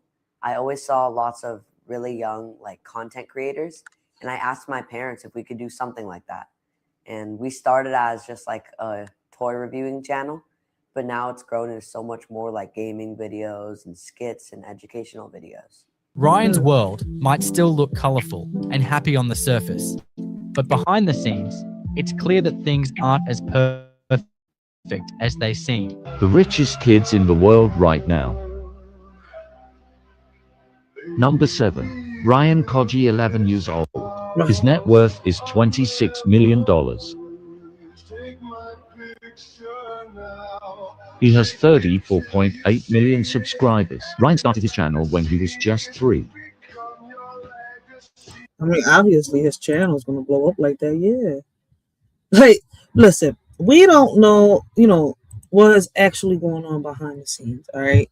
One thing I can sit here and tell you is, right, if they are doing all these things, right, it is exploitation. But I don't know. Like, at one part of the interview, I heard him say, they're doing different things now, like little skits and stuff like that. They've always done skits, though. They've done skits, for a minute. Shout out to the answer. I see that he's live now, man. Go check him out, guys. Great conversations, great topics. But back on topic, man. Like, he's doing a regular vertical. I thought he was going to do live and drop the link, but he's not doing that. Let's see. But let's get back on topic, right? Listen, what's crazy is now Ryan is 13, right? A whole teenager. His voice is deeper. He's growing a mustache, right? Probably got, like the bull said, deodorant in his bathroom right now, right? Underpit hair. He's got hair growing in areas, going through puberty. But his parents still got him opening toys on camera like he's in preschool. 10 years, 10 years of this, 10 years of being, a brand instead of a child. Imagine being a teenager and still having to pretend you're excited about his slime, right? And a surprise egg because your parents won't stop chasing the bag, right? That's not childhood, all right? That's a contract. At what age should a kid be allowed to say, I don't want to do this anymore? Like, let's talk about the money, because this is where, you know, it gets real suspicious. Ryan is worth over 100 million, right? 100 million. And he hasn't finished puberty. But the wild part, he hasn't even seen, you know, how can I say? He doesn't even know, or how can I say, doesn't even seem to know how much he's making. That's where my eyebrows go up. At 13, young Will should know. All right. This is something that we talk about, you know, constantly. One of the reasons why I say, right, especially when it comes to like the workshops that I want to do when it comes to my community center, shout out to a Beautiful One for being one of the other people, you know, here on this platform that bought it up the other day, right, and reminded her Shirley like that. I'm Shirley, man. Y'all see that my petition is down there, right, to get more cameras up in this in these schools and much more. All right, we're gonna talk about the community center a little, you know, a little later if we can. But listen, man, like I want these kids, right, to start learning how to do these things at a young age, 5, 6, 7, 8. Like, you know, when it comes to the community center, if I can, the youngest probably 4. All right, I want them to come in. I want them to learn to do different things, from gardening, right, to entrepreneurship. Like, listen, I want them to learn leadership. Like, I want them to learn brands, right? Like, I want to do different things when it comes to this community center, not just arts and crafts, right? Not just basketball. Like, if we can, when we expand, we'll add basketball and stuff like that. But right now, my biggest focus is getting them off these streets, right? Getting them occupied and doing the things that they want to do, not the things that we as parents want them to do and accomplish or become, all right? The things they want to do, all right? Listen,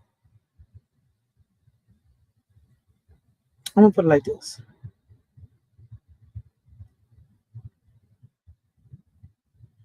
My eyebrows go up, right?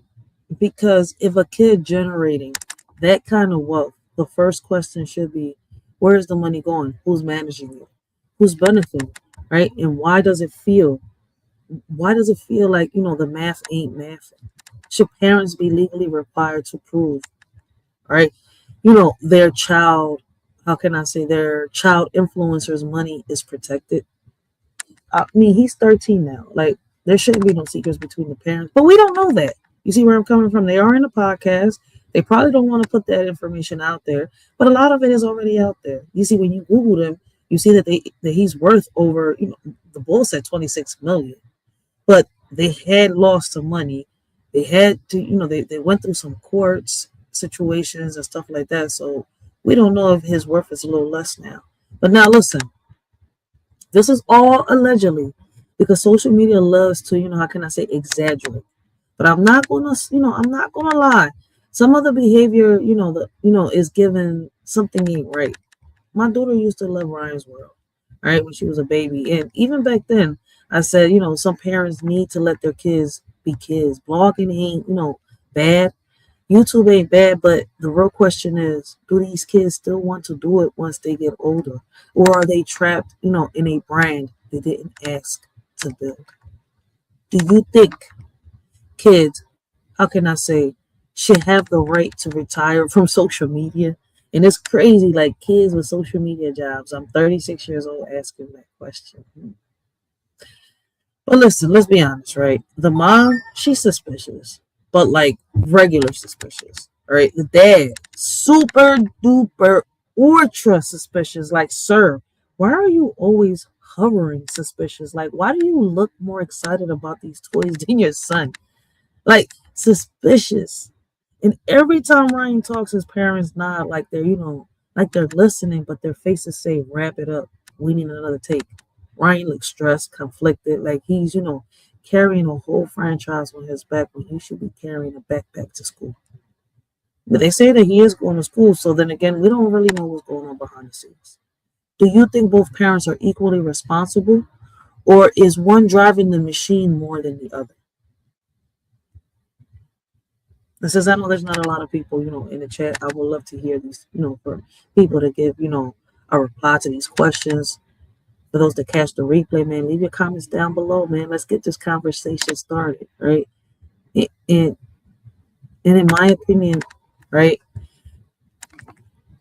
what his parents are doing, right, if these allegations are true, it's cruel neglect, right? It's cruel, right? Like, neglecting his feelings just to keep the money flowing, ignoring the fact that he's growing up, changing, becoming his own person, right? He's not a toy opening robot. He's a teenager with dreams, interests, and a whole identity outside of YouTube. Like, and if the young boy wants to be, you know, how can I say, an animator, support him. Let him grow up. Let him evolve. Let him be a kid again. Like, come on, man. As parents, we're supposed to be nurturing, you know, backing our kids up. All right, rearing our kids is the right terminology. So should child influencers be, you know, allowed to choose their own career path once they hit their teens? Like, so listen, we're going to see how this plays out because more updates are definitely coming out. But this situation is a reminder that not every family channel is family. Some are business, how can I say, wearing machine t-shirts, right? And not every smiling kid on camera is happy. Some are exhausted. Some are pressured. Some are, you know, how can I say, trapped in a lifestyle they never, you know, chose. And as viewers, as parents, as, you know, people with common sense, we got to ask the hard questions because protecting kids should always come before protecting a brand. Do you think YouTube and social, how can I say, platforms should enforce stricter rules for child creators? I don't know. But before we move on to the next question, do y'all think that Ryan is being exploited by his parents? Leave your comments down below and let us shorty know. Mr. Oaks, you got anything to say about this topic? Yeah, what I'll just say this and I'll leave it alone. What child star don't you know of that hasn't been exploited by their own family? And I'm back on me. Exactly. That's why we keep having these conversations. Pete, Mr. Oates, right? The topics that I bring up are topics that other content creators don't really talk about.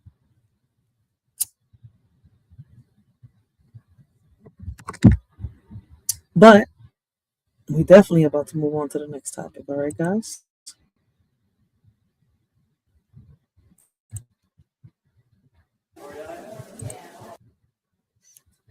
Now I want y'all to, you know, I want y'all to pay attention to this topic. All right, y'all know what Shorty's from Philly. All right, and before we, you know, before we put, you know, we play this topic right here, man. Look, listen, welcome to Philly, baby. We got to do this.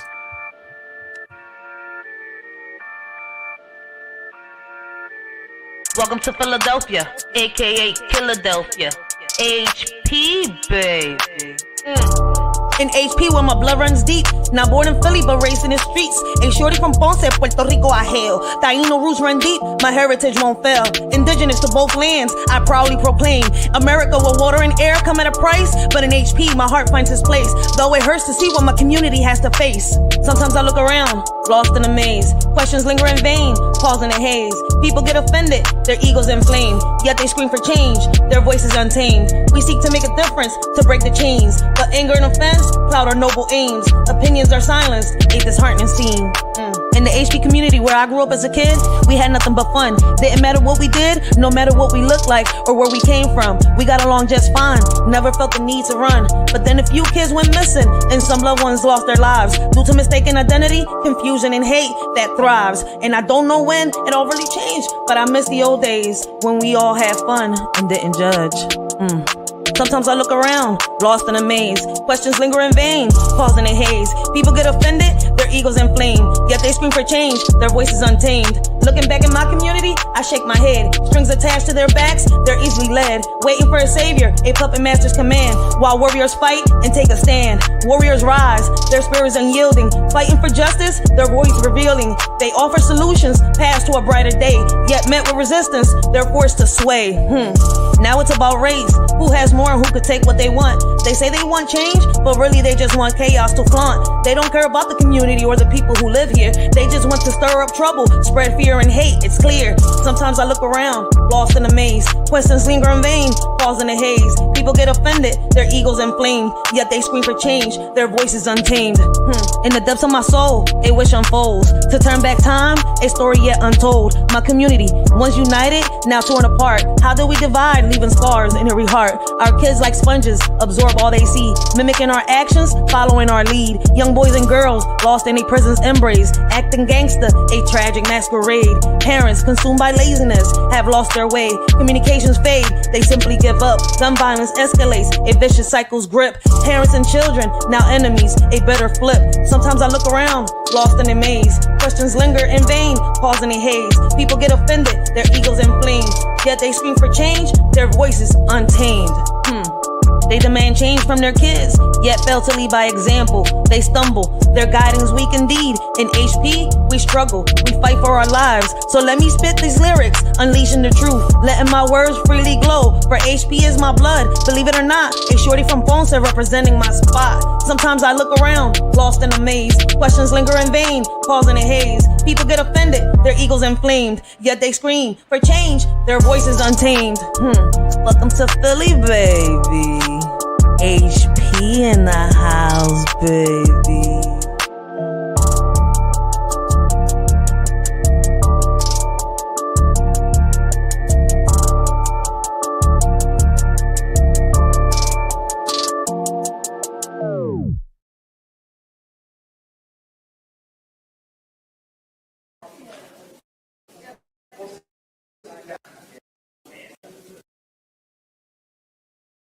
No, please, Bob. What's that? All right. So good afternoon. As you know, there have been a number of shooting incidents involving tow trucks and their operators. 2 incidents in particular have turned deadly. As a result of the hard work of the men and women of the homicide unit, I'm here to announce the arrest warrant for Sean Williams. He is the owner of NKW Towing. He is wanted for 2 counts of murder and 1 count of ag assault. The cases in particular, so you know what they are. On December 22nd, 2025, at approximately 12:17 p.m. at 4200 Torresdale Avenue, a David Brennan Garcia Morales, he was located by police in the driver's seat of a white Ford F-450 tow truck. He was suffering from gunshot wounds to the body. This initial investigation was handled by the non-fatal shooting group, which is called the SIG. They did a fantastic job.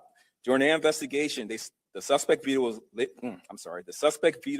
was later identified as a dark blue Cherokee bearing a PA temporary tag of 4351125. Now, we did put out a patroller for that vehicle. We also asked for the assistance of the public for that vehicle as well. As of now, we have not recovered that vehicle. On December 26, 25, Mr. Morales was pronounced dead at 5:23 p.m. At that time, that's when the homicide unit took over the investigation. Our next incident was 2101 North Street. Now, this happened on Sunday, January 11th at 7:52 p.m. Now, this was a double shooting, resulting in 1 male passing away. Our victim here is Aaron Whitfield. He was shot multiple times and pronounced dead at the scene as he sat in his tow truck. Now, our surviving victim was shot 1 time in the leg and was in stable condition. Now, based on that investigation, we did recover video that showed clearly the tow truck was parked outside of what's called the Smoke World Shop, at 2101 North Street. A silver Honda drives by, fired multiple shots from the passenger side window. That Honda then flees north on Bustleton Avenue and then east on Glenview Avenue. As you know, when these incidents happen, homicide gets involved, we comb the area for every and any little piece of evidence. We were able to identify that Honda Accord, which was reported stolen. That vehicle was recovered in the area of 5500 Lansdale Avenue. Now, based on the forensics evidence, we were able to determine Najee, again, Kashawn Williams, was at both locations and committed both crimes. Once again, we need the public's help on locating Najee Williams. If you know where he's at, do not hesitate to call 911 or call our tip line at 215-686-TIPS. And you can remain anonymous. Do you have any questions?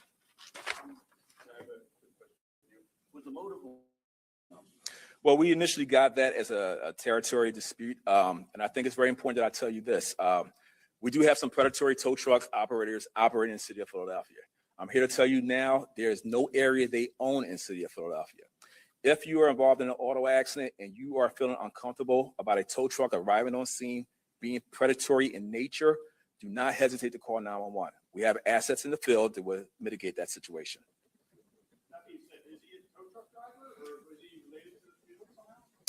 They were tow truck drivers, both victims and our offender.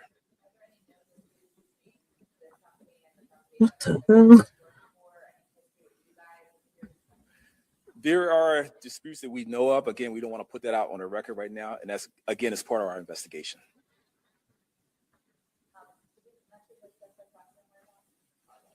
Oh, no problem. Well, we have a last known whereabout in the area of Montgomery County. We're still looking for that. We have our fugitive task force and the United States Marshals assisting us in arresting this individual.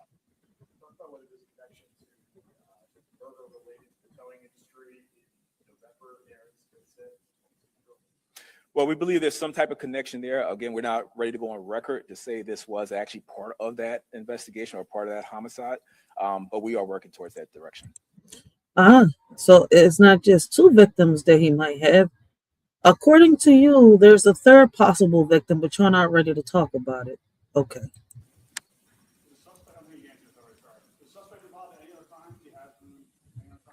We do not. That is correct. That I do not have an answer for you right now, but we will find out. Do they have any employees, or was he just a sole operator? Again, we're looking into that. That's again part of our investigation.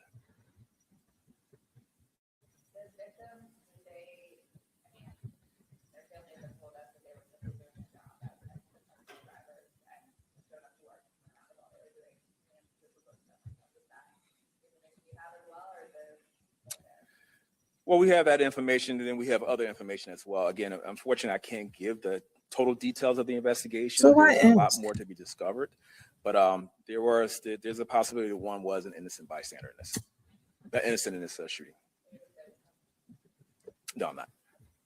Can you just remind us how the city rotational tow system works and how it's kind of meant to avoid situations where you have tow companies? Sure. So you get involved in an auto accident and an officer is dispatched to that location. Based on the severity of the accident, the car may need to be towed, at which time we call our rotational tow companies. Now, there's a list of tow trucks that are on our list by police radio, and they're dispatched to that location. Now, that doesn't prevent another tow truck company to actually go to that location first. What we found out is these tow trucks, especially the predatory type of tow trucks, have what's called spotters. They will hear the radio, hear our scanners, and get to those locations quickly, and then try to pressure the person involved in the auto accident to actually use them as a tow. Did you confirm whether for a towing or NJW were on the rotational tow list? Were they companies? I would have to look into that. I will look into that. Sure.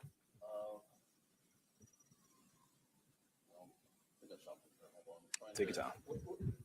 With the shooting itself, was it a close, having shots to fire, automatic weapons, drive by and shoot? How was that? Sure. So both incidents look like they were drive-by shootings based on the forensic evidence we have. It was very quick. And again, the video we have from 2101 North Street is very clear.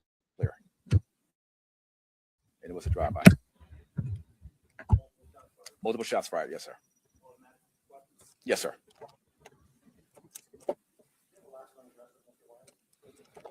I do not have that in front of me.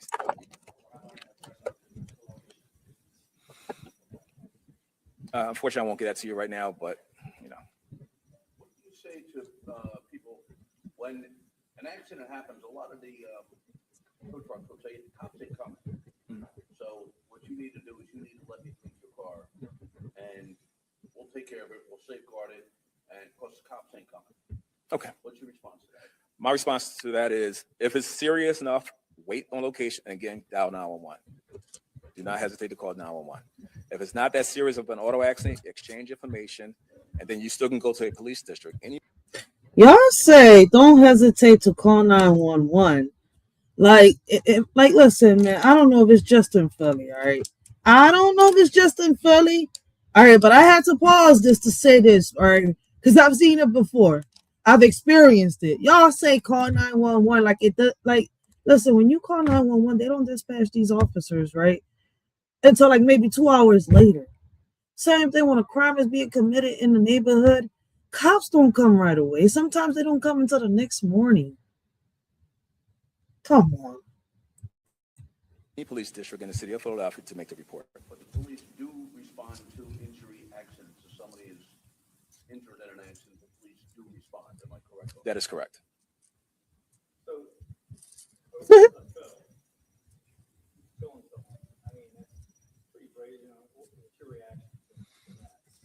Well, it's just one of many senseless murders that we've had in the city of Philadelphia. Now, thank God the murder rate is going down, and it's going to continue to go down. Is what? Yeah, this is just senseless.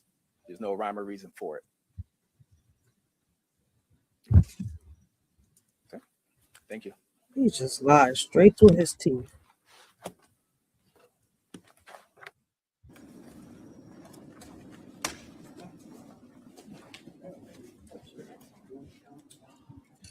Hold on, give me 1 second.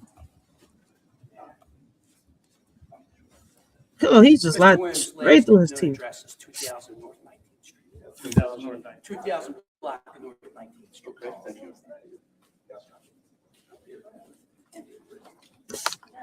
I say to people. I say to people.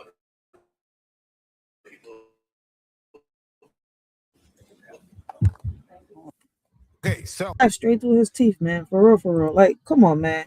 I don't know if anybody's watching this from Philly, but y'all, Mr. Oates is still there? I don't know. Oh yeah, he is there. I don't know what just happened. There we go. I just fixed the screen. I don't know why I did that. But listen, man, if you're from Philly, you know damn well how long it takes officers, right? I don't know if Philadelphia is the only city that's like that when it comes to cops, right? Listen, someone could be having a heart attack, right? It'll take you forever. I'm telling you.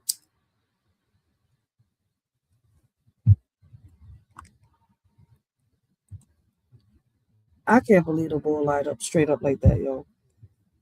But man, see, that's certain politicians for you. But let's talk about it, right?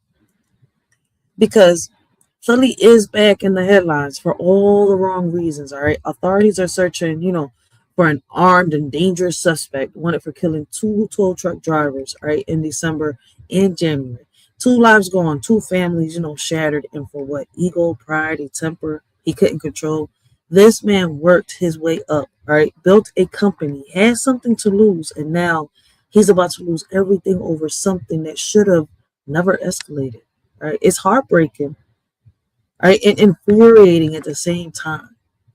Why do you think some people throw away their whole future over a moment of anger? That's something I can't even pinpoint. But if anybody got, the answer to that, man, leave your comments down below. My condolences go out to, to the 2 tow truck drivers and the 3rd alleged, victim and their families. Like, they were out there doing their jobs, not bothering nobody, not hurting nobody, and they got taken out like their lives meant nothing. That part, that makes me, that makes my stomach turn. You took 2 people's lives. Like, it was a casual decision. Like it was nothing. And now the community is supposed to sit here and pretend like, this is normal. Yeah, we got to stop normalizing this level of violence. So do you think, right, especially, I want people that are from Philly to answer this question. Do you think Philly has become, how can I say, desensitized to violence, or are people just exhausted? Right? And if in your community you're going through the same thing, I would love to hear, I would love to hear your comments down below. All right. And let's talk about the community aspect, because this is where it gets messy. These are the same kind of people, the community protect, the same ones folks say no, no snitching for, the same ones people hide, defend, or make excuses for. But let's be real, he belongs in a cage permanently. if he did this. You can't kill two people over, how can I say, a tow and expect the neighborhood to shield you. That's not loyalty. That's self-destruction. It's no snitching helping the community or hurting it at this point. And that's something that I would love to hear everybody's perspective on. Even Mr. Oates, when, I'm done giving my commentary, right? And can we talk about these, press conferences? Because, baby, listen, baby, these reporters, they be asking questions with no mic, all right? We be sitting at home, squinting, turning, the whole volume up, putting our ears to the speaker like we 90 years old. If y'all want the public to stay informed, give the reporters some microphones. Like, we can't hear a damn thing. It's like watching a silent film with subtitles missing. Like, should press conferences be required, to mic every question so the public can actually know what's going on? Because you can't really hear half the shit they're saying. All right. Now. If they prove that he was the mastermind of the one who actually pulled the trigger in Pennsylvania, right? Like, if he really has, how can I say,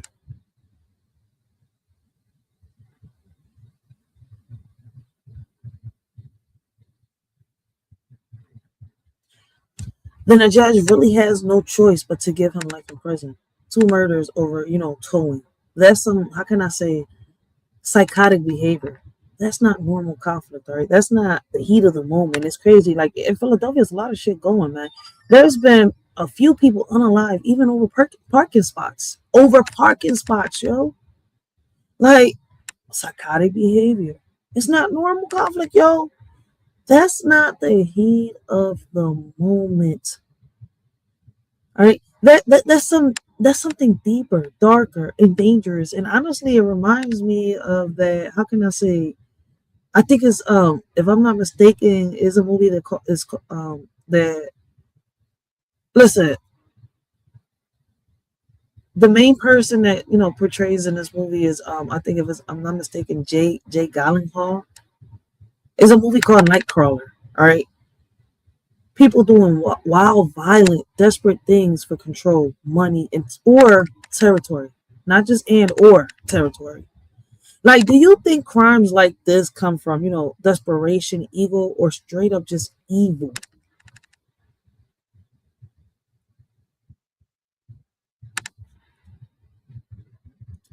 And let's not pretend, that towing companies don't have their own, drama.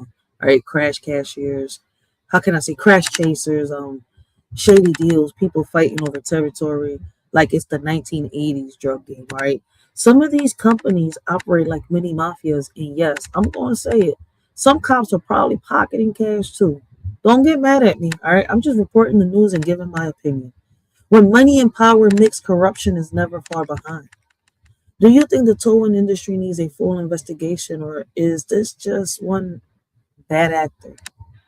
Like, at the end of the day, 2 innocent men are dead. A suspect is, on the run, and a community is left shaken. And until we start addressing the root causes, all right, ego, all right, violence, lack of, how can I say, conflict resolution, toxic street culture, and corruption, we're going to keep seeing stories like this in Philly, all right? In different places of the world. Philly deserves better. Your city deserves better. I'm not sure where you watching from, but baby, welcome to Philly, baby. These families, look, listen, these families or any family that's been through this type of, tragic trauma deserve better. And the community deserves safety without having to choose between silence and survival. All right. What's the first thing Philly needs to do to stop this cycle of senseless violence? And, whatever city that you're in, your city too. It goes for your city, right? Like, what do you think caused this tragedy? Could it be ego and anger, corruption in the, wrong, towing industry, lack of community and accountability, or all the above? And I feel as though it's like all of the above. But y'all can correct me if I'm wrong. Y'all can. All right. Now, Mr. Oates, you got something to say? I think Mr. Oates fell asleep. I just put it in the back. I just put it in the back chat. I told you I'll be right back. I'm walking the dog, but I'm listening. Oh shit, man! I be forgetting about that back chat. You know that, right? Yeah. Check the back chat. Yeah. I got it. I got to check that back chat more. I got to. I be forgetting about that, John. Yo. Right. I'm sorry. Yeah. You know, That's you're why I right. was like, let me give him a minute. Because I'm like, oh, right. No, All right, I'm listening. I'm enjoying the content. So go ahead and carry on, Miss Lady. We're gonna play this next video, guys, and then I'm gonna give y'all my commentary. Right? I want to do it like this because it's like a lot of people like when I give my input, in between. But these are news videos. I don't really gotta pause it to give commentary unless it's somebody else's video. So when the news clips, when they're news clips, I'm gonna just let them Jones play, and then I give my commentary. So listen, man, if y'all have been enjoying the stream this far, smash that like button for a shorty. Share the content for a shorty, all right? But let's continue, all right? And let's get into the next topic.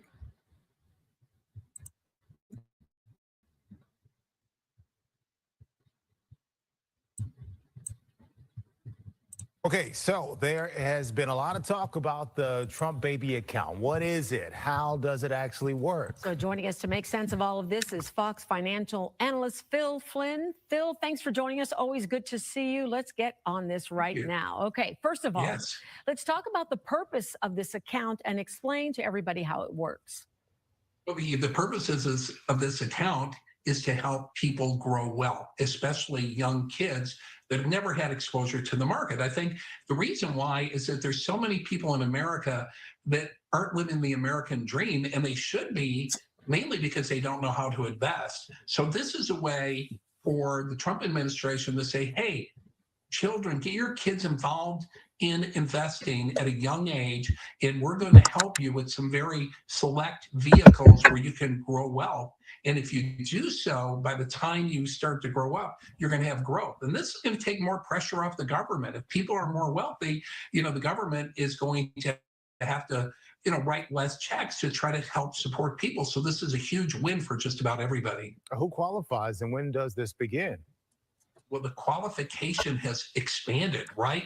First it was only, children born between 25 and 28, which means if you didn't have a child, then you better get busy because you don't have a lot of time, right? But private donors have actually added to this fund. So anybody under the age of 18 can get involved. Now, obviously, the people that are born, the young children, they get $1,000 off the bat. The people in certain zip codes and lower income zip codes are going to get only $250. But the nice thing is it's been expanded to everybody under 18 who can put money into this account. They get tax advantages, tax benefits, and it's going to help them grow wealth for their children. And their children are going to thank them someday. So anyone under 18, but they're not getting the $1,000 as to start. Just if you get money into that account, you will also benefit. Okay, so let's talk about this. $1,000 for these babies, a great start. But for a newborn, how much money could that be by the time that child is 18 years old? It would be expected, and this is conservatively speaking, that it would be worth at least $5,000, even if you didn't add another penny to that, right? Now, consider the fact you start adding a few dollars every month, even $1 a day or $15, that could be a substantial amount of money by the time that they turn 18. So this is a great thing, and it's going to bring more people into the market and give them a piece of that American dream. How does this compare to a 529 plan for saving for your child's education, though? They're very similar in some ways. The education fund is going to give you more investment vehicles. And the difference is before tax dollars and after tax dollars. So when you get into that fund, you're going to have, it's not going to be taxed. So that money is going to be tax deferred for years. So you're not paying taxes. The amount that you add into the Trump account for the children is going to be after-tax money. So you're going to already have paid taxes on that money to put it in, but you're still going to get the benefit of the growth because that's going to be tax deferred. So I hope that's not confusing, but that's it. But for if you Dude, want you're confusing. education, you're going to go with the education fund, even though this other fund can be drawn down for education. But if you're smart, you'll do both of them because they both have great benefits for your children, and you're really setting the stage for them to have a good economic future. Okay, so the money's not going to be available until the child is 18, but is there any situation where the money can be accessed earlier? And if so, what would a penalty for that be? If you draw it down before you're 18, there's a 10% penalty. So that's not wise to do. And when you turn 18, you can draw it down. You're going to have to pay taxes on it, but that can be only used for educational purposes. But what this is really built for is to grow wealth for retirement. So when your child retires someday, he's not going to worry like a lot of the people that are watching today. That's like, hey, I don't know if I'm going to have enough to retire. They're going to have a nest egg built up. And that's really good, not only for your children, but for the, for society as a whole. Right? Because we will have more money in the future to take care of themselves, and not have to rely on, the government or other forces to do so. Where there's good, there's bad. Where there's benefits, there are risk as well. Any risk in doing this? Can the government come for the money, say, if the parents owe in taxes or student loans? Right now, I think is for the children, it's really going to be separated. Right? So I don't think they're going to be able to touch that once it's in there. So I think that's going to be protected. But I will say this, everybody's worried about market risk. Like, okay, we put money in there. Let's say the stock market crashes. I would alleviate those concerns. I mean, if you believe in America, every major correction we've had in the stock market, we've exceeded that. Sometimes it's taken a few years, sometimes it's taken a longer time. But over the long run, it's the greatest investment at all. And the way I'm bullish on America with new technologies coming online, I think some of the estimates of how much these accounts will be worth when these kids retire is going to be a lot more than the conservative estimates that we're hearing. And I'm just curious, what's the conservative estimate you've heard for retirement? I've heard up to $250,000, as much as $500,000. Mm-hmm. It could be in the millions when you get to this point. So, if you look at the potential of artificial intelligence and what that could do to the growth of the economy in the years to come, it's amazing. I mean, when you look back, back in the 80s, and you look at where the stock market was and compare it to where it is today, just think of where it might be, 50 years from now. It could be so much higher, and these kids will really have a good retirement and have money to pass along to their children as well. All right, Phil Flynn, thank you so much for helping us out here and breaking this down for us. We appreciate it. Always good to see you. Thank you. Great to be here. Thank you so much.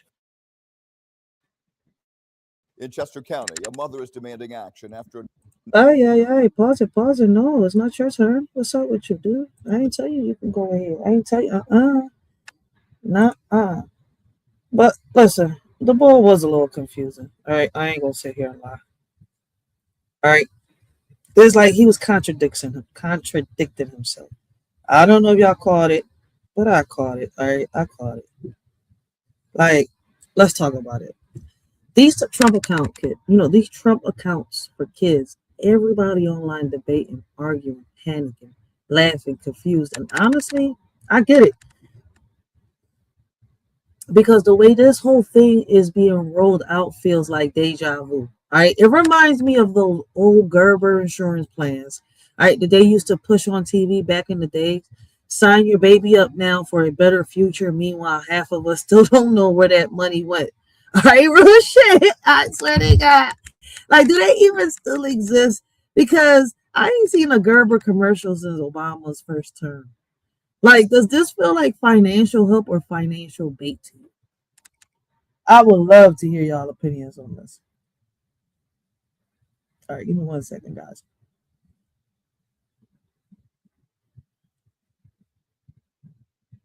And listen.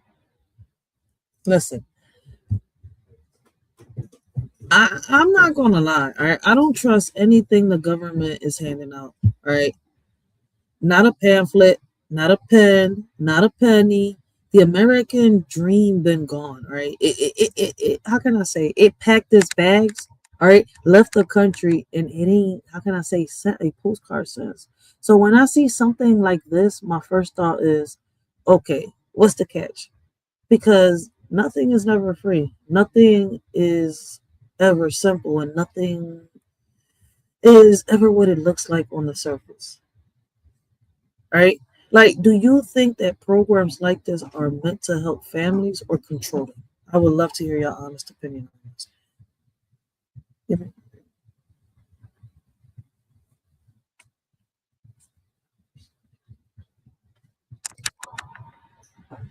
All right, listen. According to them, right, the purpose of this account allegedly is to help young people start saving, early. But let's be real, it sounds like a setup.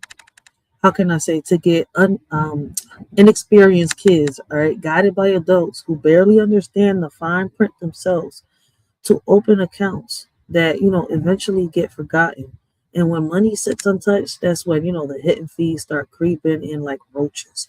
Before you know it, the account is empty and the bag is smiling. We got Gary Bust It Down Brown in the building. Shout out to my OG, man. Make sure y'all go check him out. Great conversations, great topics, all right? And listen, let me ask y'all this. Should financial programs for kids be simple and transparent, or do you expect them to always come with things, with, how can I say, with strings attached, right? And I would love to hear y'all comments, right? Like, especially if you, catching the replay. Leave your comments down below and let's get the discussion started. And here's the part that really makes me, that makes my eyebrows hit the ceiling. Why are people in lower income zip codes, right, getting less? Did somebody misquote that? Did somebody misread it? Or is this another one of those, we help everybody except the people who actually need help situations? Like, because after the pandemic, right, after all the lies, after all the trust, all right, after all the trust of speeches, baby, like, you can't, how can I say, bamboozle us anymore? Like, we read the fine print now. Like, why do you think lower income communities always get the smallest slice of the pie, yo? Real shit. Everybody else getting like $250 and $1,000, but lower income communities only get $250 to start off with. I'm like, really though? Like, why? Yo, all right, listen, and let's talk numbers. All right. People acting like 5,000 is going to turn into a mansion in 18 years. Be serious, all right? With inflation, with the economy doing backflips, with the cost of living rising like it's on, like it's on a pre-workout. That 5,000 going to be worth a pair of sneakers and a sandwich by the time these kids turn 18. People acting like, this is generational wealth. No, this is a starter pack at best. Do you think 5,000 today will even matter in 2044? Let's be real, man. Leave your comments down below. Let's get the discussion started. Listen, honestly, the best financial, future for your kids is you. You making good choices and passing that knowledge down. Not a government account, not a political program, not a trust us. Right? Not a trust us. It's for the children. Initiative. Right? Like, kids learn about money from piggy banks, chores, saving birthday money, watching you budget, watching you invest.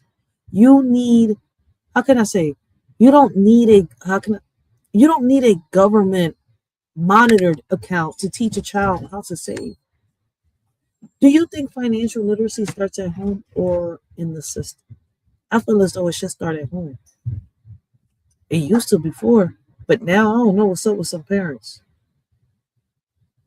Like, and let's keep it real. This is just another way for the government, to track what you're doing, track your spending, track your habits, track your kids before they even hit puberty. Everything nowadays comes with surveillance baked into it, all right? So while people are out here celebrating free money, I'm over here side-eyeing the whole operation. But anyway, let's keep it moving because we got more topics to hit today. Do you think programs like this are about helping families or monitoring them, right? I'm gonna ask y'all the poll instead of leaving it here because listen, I'm on this channel, I'm on the backup channel because like I told y'all, man, we try and get that backup channel, popping. So make sure y'all sub up to the Writers for Life Brings It All 2.0, all right? Because over there we're gonna start doing, we're not gonna change so much, but we're gonna definitely start doing more, different type of content, especially the Philly walk-alongs, the TikTok dances and stuff like that. It's gonna be over there, and we also gonna have some poetry over there. But let me ask y'all this: do you trust the idea of government-created accounts for kids?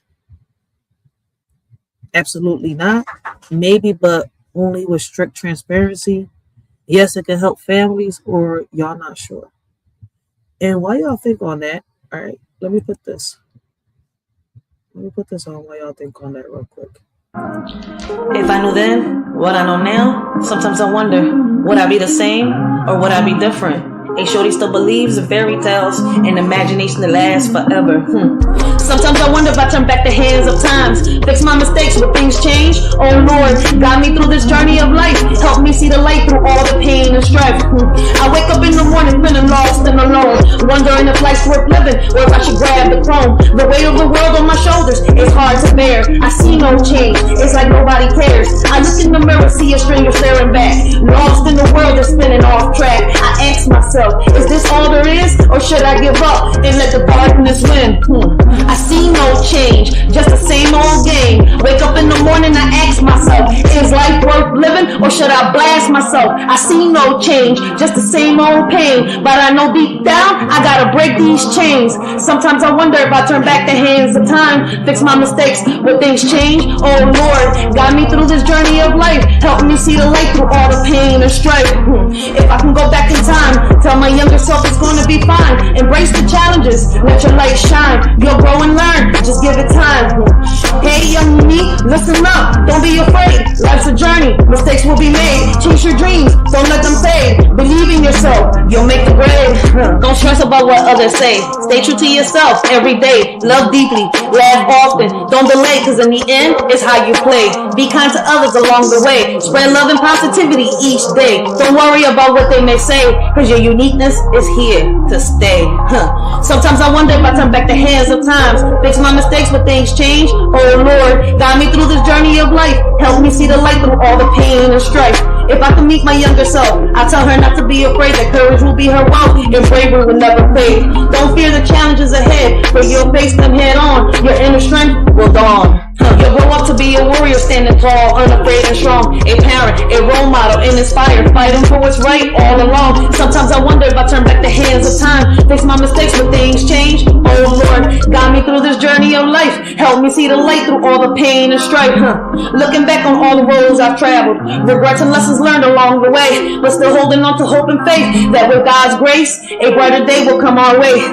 I see no change at all. I'm stuck in this cycle, feeling so small. I ask myself, is this all there is, or should I just end it all with a final kiss? I try to stay strong, but it's getting harder each day. The pain and the struggle won't seem to go away. I'm tired of the lies, tired of the deceit. I see no change, just defeat after defeat. I wake up in the morning feeling lost and alone, wondering if life's worth living or if I should grab the throne. The weight of the world on my shoulders is hard to bear. I see no change, it's like nobody cares. Deep down I know I must fight, I won't let the darkness consume me. I'll shine my light, I'll rise above the pain, I'll break free from these chains. I'll find my purpose and I'll make a change. Sometimes I wonder if I turn back the hands of times, fix my mistakes, will things change? Oh Lord, guide me through this journey of life, help me see the light through all the pain and strife.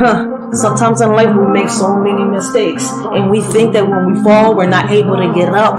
We listen to those that, talk in our ear, tell us that they, are there for us. And at the end of the day, what's crazy? A friend ain't nothing but $1 in your pocket. Family is what you make of it. Family is not who you're born into. Alright? So we need to pick ourselves up and do what we gotta do. Life is not for you to sit around and wait for Superman to come save you. Only you can save yourself. Just like that.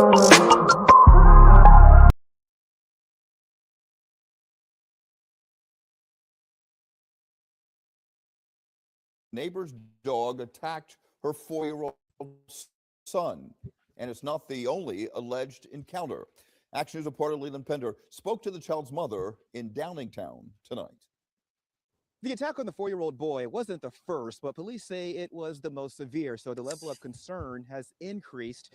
The owner of the dog is now set to face charges tomorrow for harboring a dangerous dog. These photos show Whitley Coggins' 4-year-old son after she says he was attacked by a neighbor's dog. One of them jumped Damn. over the fence and ran after him and attacked him and drug him through the yard by his arm. It happened in November as he played in their Downingtown backyard. Coggins says the dog highlighted in this photo was the one that attacked. The dogs need to be removed. Downingtown police say the dog attacked again in late January, a less severe incident involving a tow truck driver. In both cases, the dog was quarantined in the home and dangerous dog charges were filed. After multiple continuances, a hearing in Coggins' case is scheduled for tomorrow. If the owner is appeal. At Wednesday's Borough Council meeting, the police chief said further escalation is possible if conditions aren't met. We've been in contact with the SPCA, the attorney's office, to make sure that we start making progress on this incident. The Brandywine Valley SPCA said in a statement it has issued citations for lack of rabies vaccines and proper dog licensing and will continue to support police in the investigation. Brazunas says there were prior incidents in the summer of 2024 and others unreported. This can't continue. It's not, my kids can't go outside and play. And that's really what all of this comes down to. The police chief says residents deserve to be and feel safe in their neighborhood. And I, of course, by the way, attempted to reach the dog owner by phone multiple times, but was not successful. Police say they've also had little cooperation. That hearing is set for 11 a.m. Here in Downingtown, Leland Pender, Channel 6, Action News. Victim is a 10-year-old autistic boy. All right, guys. All right. I'm gonna answer Gary's question in 1 second. All right, but to get through this video real quick. All right, let's talk about this video. All right, because when a mother says, I'm gonna answer Gary's question in 1 minute. He says he asked that right there. All right, but let's get into this topic. My bad, my bad. Because when a mother, when a mother says my kids aren't safe, right? I mean, I don't know if y'all as parents have been through it, but when a mother says that my kids aren't safe, right? Like, that's not drama, right? That's not exaggeration. That's, survival mode. How can I say?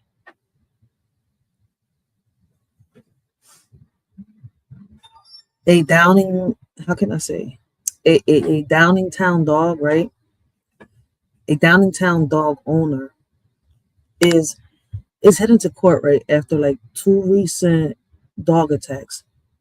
2 recent dog attacks sent people to the hospital, including a 4-year-old boy who now doesn't even feel safe in his own neighborhood. Like, imagine 4, right, and already learning fear. I mean, a lot of kids go through it, right? Like, but imagine being 4 and already, scanning the block like you're in a war zone. That's not normal. That's not, how can I say, dogs being dogs. That's negligence. Should a dog owner lose their animals immediately after a serious attack or only after court? And it's crazy because if somebody's coming into your house, into your property, trying to, rob or do something, that's when a dog should attack. A dog should not be hopping fences, right? Attacking children for no reason. But listen, right? If that happened to my child, baby, I'm telling you, yo, like, I'm not gonna lie. I would have hopped that fence like an Olympic athlete, right, with a mission. I would have handled every dog in that yard and then call the cops on myself. Because when it comes to your child's safety, you don't think, you react, you protect, you defend. All right, you take, how can I say, the charge if you have to. Destruction of property, fine.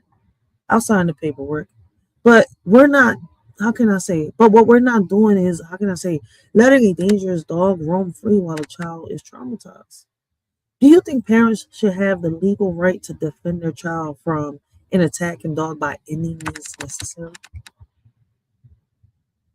Not just an attacking dog, man. That should be towards a human too, man. A motherfucker that's out here attacking your child, man. Yes. Right. And you know, that's the crazy part. And if you defend yourself against, how can I say, a dangerous dog, law enforcement will, you know, shut you down, right, in 5 minutes. But when it comes to the actual owner, suddenly everybody wants to investigate, review, wait for the hearing, gather, right, and then gather evidence. Gather what? The child is in the hospital. The injuries are real. The fear is real. The danger is real. But the system moves slow for the wrong people and fast for the wrong reasons. Why do you think the system protects irresponsible dog owners more than the victims? Kind of like the predators over the victims. The predators should, you know, how can I say, receive every penalty in the law book, but they be, you know, they take it easy with them. Some judges slap them on the wrist. Shout out to the ones that don't, that take that shit serious on some real shit. But some judges, yo, it's like they don't give a fuck. And listen. And I'm not sure, you know, what this owner was doing, training them to be guard dogs, attack dogs, letting them run wild, because dogs don't just wake up one day and decide to be vicious. Something in that environment, that training, that treatment, that energy created this behavior. And that's what people don't want to admit. A dog is a reflection of the owner. A dog is a product of that home. A dog, how can I say, a dog mirrors the energy it's raised in, right? Do you think aggressive dogs are born that way or made that way? And let me tell you this, right? Dogs ain't born that way. They're made that way. They really is. Like, it depends on how you raising these dogs. For real. All right. See, look, listen. My dog is family. He don't eat at the table. All right. Let's be clear. He's not, you know, licking my face like we dating and shit like that. All right. But he's loved. He's cared for. He gets attention. He's never chained outside like a lawn ornament.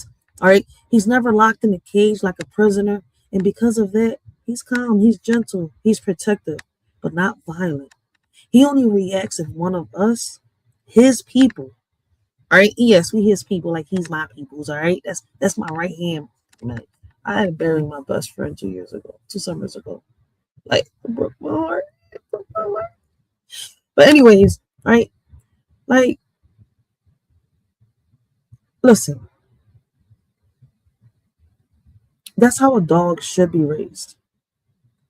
Do you think most dogs attack from lack of training or lack of love? And I feel as though it's both. Dogs will attack because of the lack of both. Some people treat their dogs like weapons. Like, you know, how can I say, like status symbols, like intimidation tools. And then they act shocked when the dog behaves exactly how they trained it. Right? Aggressive, unpredictable, dangerous. A dog is not supposed to be your security system, your ego booster, or a street reputation. You get? A dog is a responsibility, a living being. All right. And if you can't handle that, you shouldn't, how can I say, own one, period, point blank, period. Should people be required to take training, you know, how can I say, classes before owning certain breeds? And man, listen, it's to the point where I'm starting to agree with certain people that are saying they should. Listen, at the end of the day, a child is hurt, the community is scared, and, you know, a dog owner is facing court. But none of this, you know, had to happen if you raise your dog right, train them right, socialize them right, and treat them right. They won't be out here attacking kids. But when you raise a dog in chaos, you get chaos. And now a 4-year-old boy is paying, you know, the price. That's the part that breaks me. All right? It breaks me because kids deserve to feel safe in their own neighborhood, not traumatized. Not traumatized by someone else's, how can I say, irresponsibility. What should the punishment be for dog owners, whose pet seriously, injured a child? Who is most responsible in this situation, right? Who is most responsible for these type of attacks? The dog owner, the dog behavior, the lack of enforcement of animal control, or all of the above? And I feel as though it's more the dog owners. All right. A dog is going to do what a dog is supposed to do. Real shit. And Gary says, so would you invest in a 529 fund? No. Me personally, Gary, right? And this is going back to the topic, the Trump funds and stuff for the babies. I would not invest. I will start my own kids fund. For real. I'm teaching my kids now how to start saving, how to invest and stuff like that. But invest in stuff that the government is out here, just giving for free? No. I wouldn't do it. I feel as though it's like a setup. I'm not going to sit here and lie. It's like a setup. For real. Like, when it comes to our kids' educations as parents, we should be educating our kids. We should be teaching them. All right, we should be showing these things. We should be implementing these things. All right. But I'm not sure if anybody has anything to say about this topic right here. But if y'all don't, we're going to move on to the next topic. All right. We're going to move on to the next topic. And before we do, all right, I want y'all, before we move into this next topic, I want to say this, all right? Let me see if I can find my little John over here. Right, I got to put this on the screen while I'm telling y'all what I'm telling you. All right, because I just learned how to do it. Here we go. I'm hoping that y'all are able to see this QR code on the screen right now, all right? For those of y'all, if y'all have a zip code, please sign the petition. Let's get more cameras into these schools. Let's get deeper backgrounds into these schools, all right? Even though, we're about to talk about a school bus aide and a driver getting arrested for, abusing a child, a minor in the school bus, right? I have to bring this up. I have this petition here, all right? Shout out to, there's a new petition. Shout out to the 20 signatures that are on this petition. We need more signatures. I want to reach over 500 signatures. If we could reach 2,000, 3,000, 5,000, all right, in signatures, that would be perfect, all right? Let's help our kids. Let's, be the voice that our kids need. Let's put these cameras in these schools, all right? The QR code right there, all you got to do is scan it, all right? In the petition, it tells you exactly what it is that the shorty is trying to do, all right? I've said it time after time, on a lot of my lives, all right? Let's get these cameras in there. Let's get these, deeper background checks on when it comes to the school staff, employees, and much more. I also have another petition. Let me see. Will it pop up? Let's see. Will it pop up if I share? No, I'm not going to be able to share that one right now. But it is in the school description down below. If you're from Philadelphia, we're trying to get more speed bumps and more stop signs. All right. At least a police officer, something to deal with the traffic, like, something, because listen, it's a school zone. All right. One of these days, there's going to be, a few accidents on there. There's almost been, it's almost been a few accidents to the point where we have to, sit here and pray for that crossing guard that's there. Disrespectful drivers. And it's crazy. A lot of these drivers are parents, right? But they don't care that there's kids there driving like maniacs, all right? So we need more stop signs, all right, on Erie Avenue. Right where Taylor Elementary School is at. So if you are a parent, right, the link is down in the description box below. All right, we need more signatures. Shout out to the 475 signatures that we have on that petition. All right, we need more signatures for the petition with the cameras, the QR code. I just showed y'all that QR code. All right, now this is my second petition, all right, that I'm on. Shout out to the parents. All right, they have managed to put petitions in. We need to keep this going in order, for us to manage to get these cameras in each and every one of these schools. If you're a parent, right, and you work a lot, you you're not able to, you know, how can I say, be at that school every day, the camera idea is a good, you know, is a good idea. We already started off with the dojo cameras, all right? A lot of parents are able to see what's going on in the classes of, you know, pre-K all the way up to 3rd grade, if I'm not mistaken. I do know that my daughter's school is one of the schools here in Philadelphia where we're going to get cameras in each and every one of the classrooms from pre-K all the way to 5th grade. All right, we want to expand this. We want this to be, you know, worldwide. If you have a zip code, you can sign this petition. You can even, you know, make your own petition from whatever city and state you're from and do the same thing that a lot of parents have come together to do. All right. Now, with that being said, I want y'all to listen to this. Victim is a 10-year-old autistic boy with little to no verbal communications ability. On November 14th of last year, we received a telephone call from the Department of Children and Families hotline informing us that a witness observed a bus aide striking a child. Our detectives immediately took actions, went and obtained a subpoena, went to the school district, and were able to retrieve 30 days of video footage of activity on that school bus. Unfortunately, the system only captures 30 days. I'm confident that this abuse carried on well before the 30 days that we were able to capture. But during those 30 days, I have to pause it right here, guys. Listen, if what he is saying is true, then why is it that the people that are sitting in them chairs looking at their security system, right, not reporting the issue within the first day they see it? Why are they taking months, weeks to report these issues after they have happened? The whole purpose of these cameras is for action to be taken. And if the security people that are watching these security videos, right, are not on their job, then they should also pay the consequences along with the school bus driver and the attendants. That's just my opinion.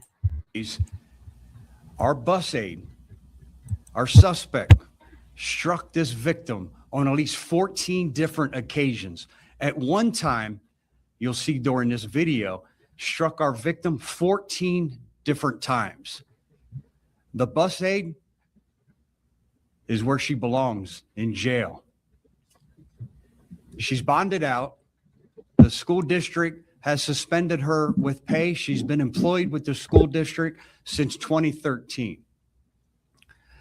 Our bus driver also participated, and you can see in the video, mocking the child,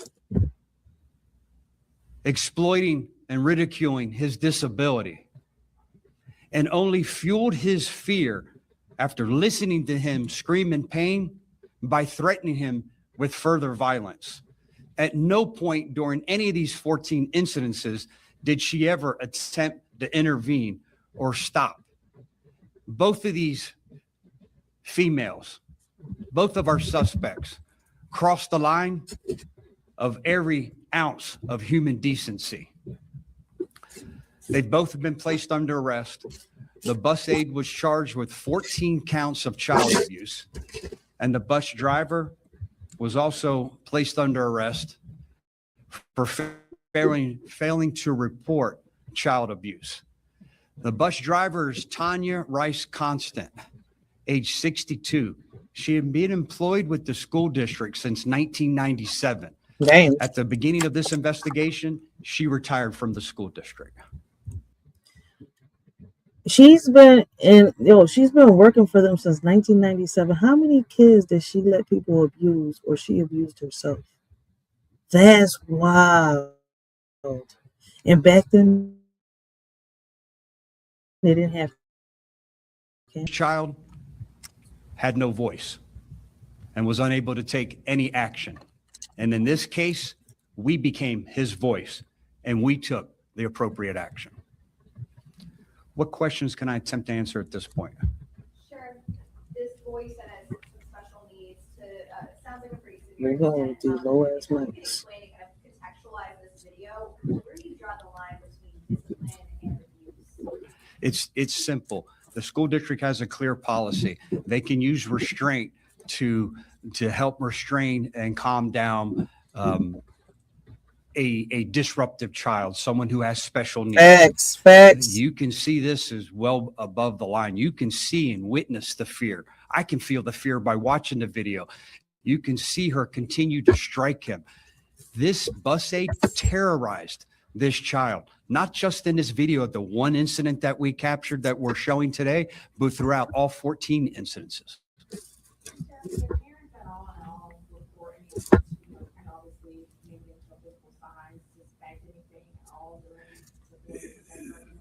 They didn't during that time. Teachers at his school thought something was odd. They saw some bruising under his eye and in his ear. But more importantly, every day when it was time for the children to be released to go home and catch the school bus, they witnessed a complete change in his behavior. They reported it to the school. That's crazy. But if the school noticed that, that was happening when it was time to dismiss the child, did the parents notice it? What was going on? Because the same behavior must have been happening before he went to school. Like it must have been happening before the younger went to school. So what did the parents notice? Like, because it's crazy. Like, this is the first time that I hear that the school made the report and not the parents. School district. In one of the shots, it looks like the person's almost pulling on straps behind the kid. What's going on there? Yeah, she was pulling on his restraint. He had a restraint system. She was pulling on his restraint. You can see her striking him. You can see her yelling at him, mocking him. You can see her pulling his hair. Again, this bus aide completely terrorized this child, and on multiple occasions. And the bus driver witnessed it, participated in the mocking and the ridiculing and threatening of future violence, and never once, having all these opportunities, intervened to stop this. Listen. Metaphorically speaking, right? I can only say this metaphorically, right? Boy, I would have turned into Griselda Blanco, right? And I've been through this. Listen, for my kids, boy, don't bring that beast out of me. You do not listen. Leave this calm, Rachel. All right, let her be. Because when it comes to my kids, boy, there's a beast in me that fucking wakes up, and y'all wish y'all would have left that beast sleeping. All right? Listen, don't mess with my kids, boy, because there's a side of me that I'm telling you that a lot of people is like, yo, leave her alone, man. Because I can get very political and I can disrespect you very respectfully. Oh, man, I turn into Griselda Blanco. I don't care about rocking that orange suit as long as I've accomplished my mission and my kids is good. Because I know that, if anything was to happen to me, the hands that they, end up being with will be there for them for the rest of their lives. I'm sorry? What, if anything, did the women say to the deputy? Yeah, great question. The bus driver said it was just jokeful, playful behavior between her and the bus aide and the child. The bus aide absolutely refused to answer any type of questions. The parents said that the child's doing better. They can witness a complete improvement in the child's behavior since he's no longer around these two individuals. Yeah, they were mortified, like any of us as parents would be, mortified that knowing that their child, unlike a lot of our children, they're intelligent. They can verbalize what's happening, what happened to them, and this poor 10-year-old doesn't have that ability. So again, my heart goes out to he and his family. I know they've been employed for a while. Was there any other history of issues with them? Great question. Another good question. No, neither one of them have a criminal history. Neither one of them have an employment history where there were any other types of abuse reported to the school district or to DCF. Is anybody going through any other videos, or are you eliciting any sort of concerns anybody might have with these two women as their... We We absolutely are reviewing video. It's still an active case. Unfortunately, we're faced with the headwind that the video in school buses are only captured for 30 days. Does it seem like they specifically targeted this one child? Not that we're aware of. Again, that's part of this investigation still remaining active as detectives and supervisors combing through that video footage for that 30 days to make sure that there was no other victims. I know you said that one of the aide, I believe, said this was, or either the driver or the aide said this was, playful behavior. You could hear the boy kind of wailing in the background. I mean, how do you react to that when that's their response? Yeah, it's complete rubbish. The bus driver saying that this was jokeful, playful behavior. You can see the terror that this child sustained, not just during this incident, but all the videos that we have. There's no such thing. When dealing with kids with special needs, the bus driver, was this kid like on a regular bus, or do they have any special training we go through when dealing with special needs kids? Yeah, this is a special bus with a specially trained bus aide on it that does receive additional training to know how to deal with children who have special needs. And that's the difference between the special ed buses and the regular buses. People, for some strange reason, always thought that the yellow buses were for, kids with learning disabilities or special ed. When in reality, right, I don't know if y'all noticed it, right, back then the school trips used to be in yellow buses, right? But they were for kids that, they didn't live close to the school. They had to walk a long distance, couldn't afford, to pay transportation. They still have it. They still exist. But then they got the smaller buses, then they got it now where because they got the classes that are mixed up, right? The big buses, the regular buses, they used to be for the regular kids, right? The kids, right, with special ed needs and learning disabilities are mixed up with the regular kids. I don't know if it's, I know that's like that in Philly, and it used to be the way, I just explained it. I don't know if it's like that anywhere else, right? Unless people talk with me, I'm not going to know. You see where I'm coming from? But I do know that that's how it is here in Philadelphia. But the yellow bus existed for regular kids since forever, for real. Which makes this even worse, that she knew better. She was properly trained on how to react to different various forms of behavior. And again, this goes against any grain of human decency. Since many of these kids may be nonverbal, is it possible that maybe there were other cases that just weren't somehow or another related to parents? And is this an opportunity for them to reflect on whether or not there were changes in the past in their children's behavior and to examine whether or not that might have been the case? Absolutely. And that's why I felt it was important to have this press conference today, was to see if there's any other children. I mean, we're doing our part. We want parents that their child was abused,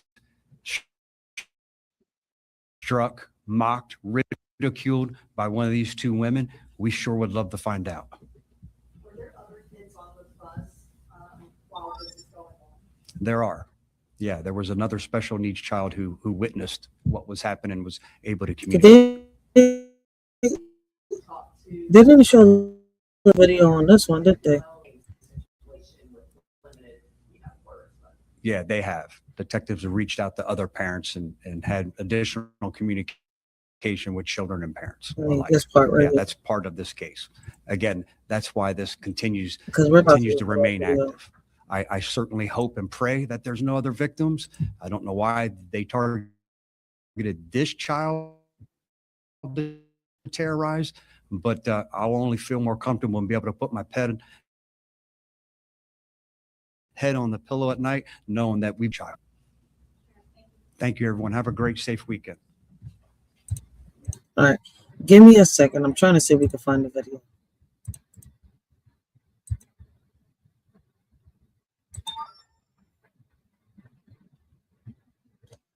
Found it.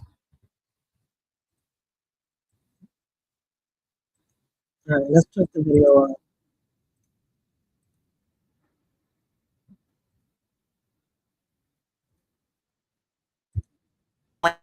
It's George.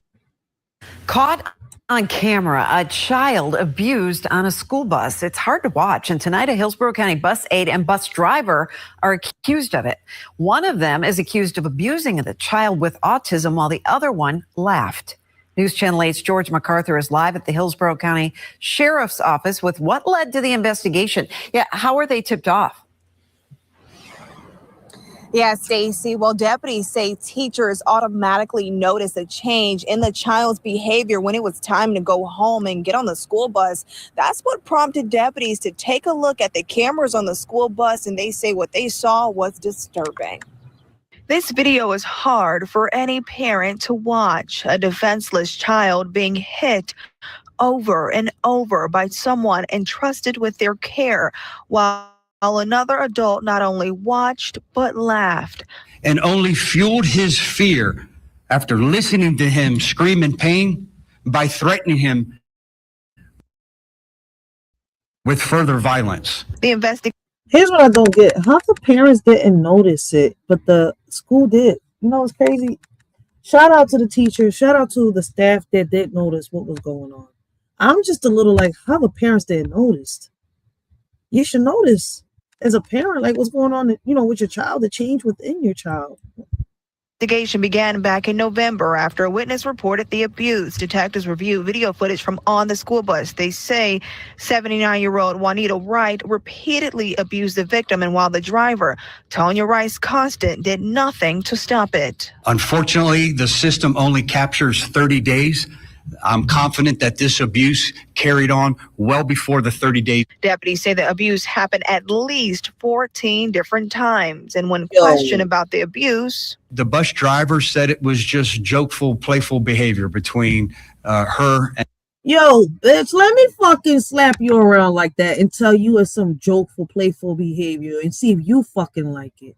Like, yo, I'm telling you, some motherfuckers make me feel like I'm Homer Simpson and they fucking Bart. Yo, I just want to.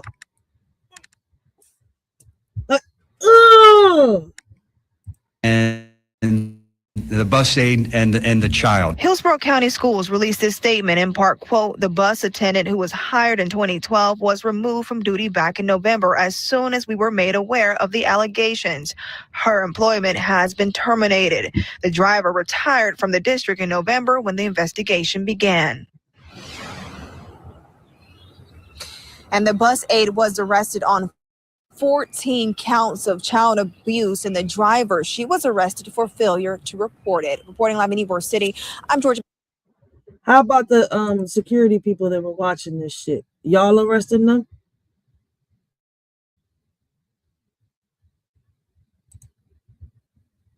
Oh yeah, I forgot I had this poll.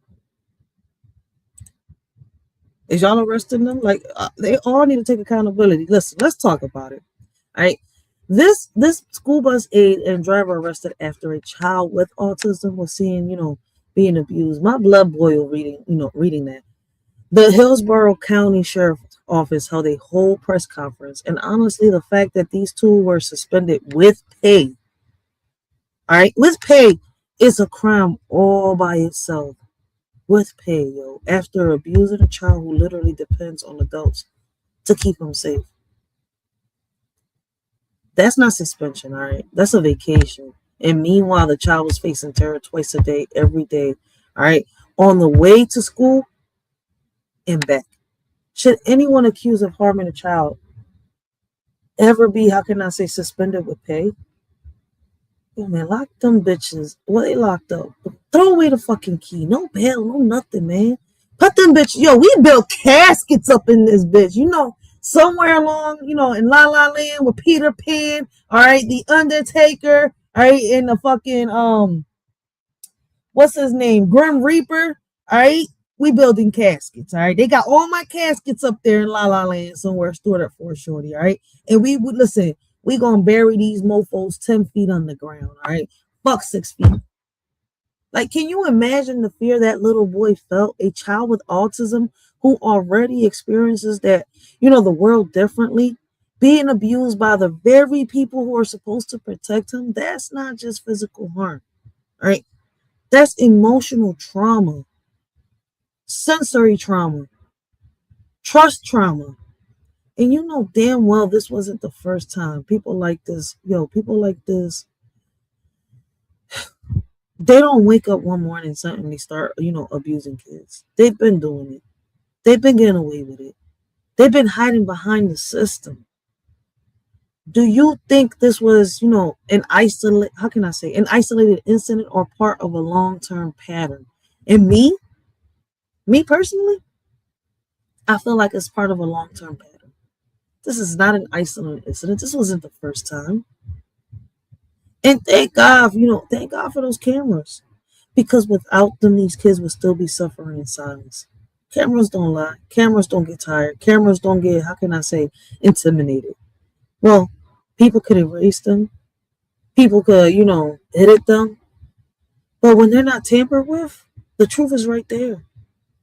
Cameras don't forget. Cameras catch the truth. Whether it's an adult bullying a child or another child being aggressive.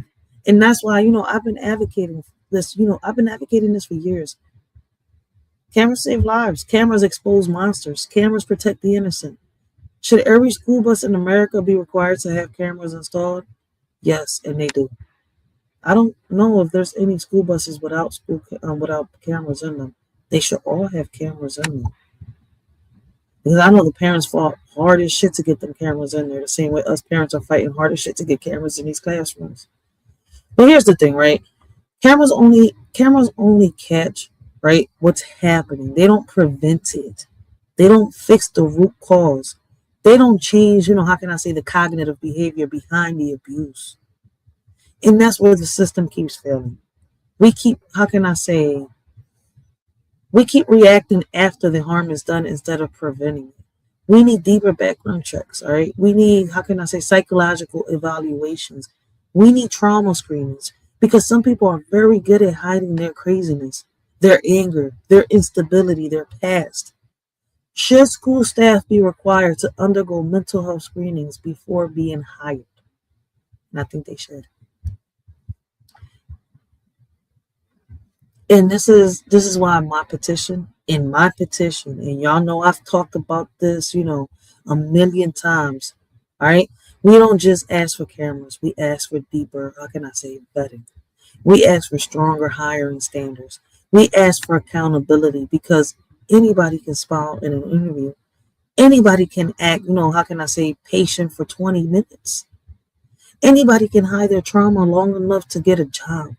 But once they're alone with vulnerable kids, that's when the truth comes out. Do you think current background checks are enough or do they need to go way deeper? Me? Way deeper. Y'all seen I've taken action. All right? I constantly talk about this. I preach about it every day. I don't just talk about it. I go out there. I put flyers out there. Right? I talk to parents. I go to school meetings. I go to community meetings. Yo, these poor kids, they can't speak up. They can't defend themselves. Right? They can't articulate what's happening, and predators know that. That's why they target kids with disabilities, because they think nobody will believe them. They think nobody will notice. They think nobody will check, and that's why they need systems in place that, don't rely on a child's ability to report abuse. We need systems to catch the abusers before the damage is done. And for that to be done, all right, the motherfuckers behind, these screens watching what's going on need to also be held accountable. If they don't report the incident when it's done, when it's being caught on camera, they need to be reported. They need to be locked up too, right along with the motherfucking abusers. And I apologize, excuse my French, but shit, man, I'm passionate about this topic. Why do you think predators target the most vulnerable, right? The most vulnerable children. So if anybody wants to come up on the panel and give their opinion, the link is right there, because this is something I advocate for hard. This is something we, talked about on this channel over and over, protecting kids, especially kids with disabilities. It's non-negotiable. And until the system starts taking this seriously, we're going to keep seeing these stories. And I'm tired of seeing them. I want change. I want accountability. I want safety. What's the first, how can I say, reform you think schools should implement to protect vulnerable kids? All right, let's talk about it. For those of you catching the replay, leave your comments down below and let's get this conversation started. All right, let me ask y'all this, all right? Instead of putting the poll down there, I'm going to read it to y'all. What's the biggest failure in this situation? Weak hiring background checks, lack of mental health screening, poor oversight on buses, or all of the above? In my opinion, it's all of the above.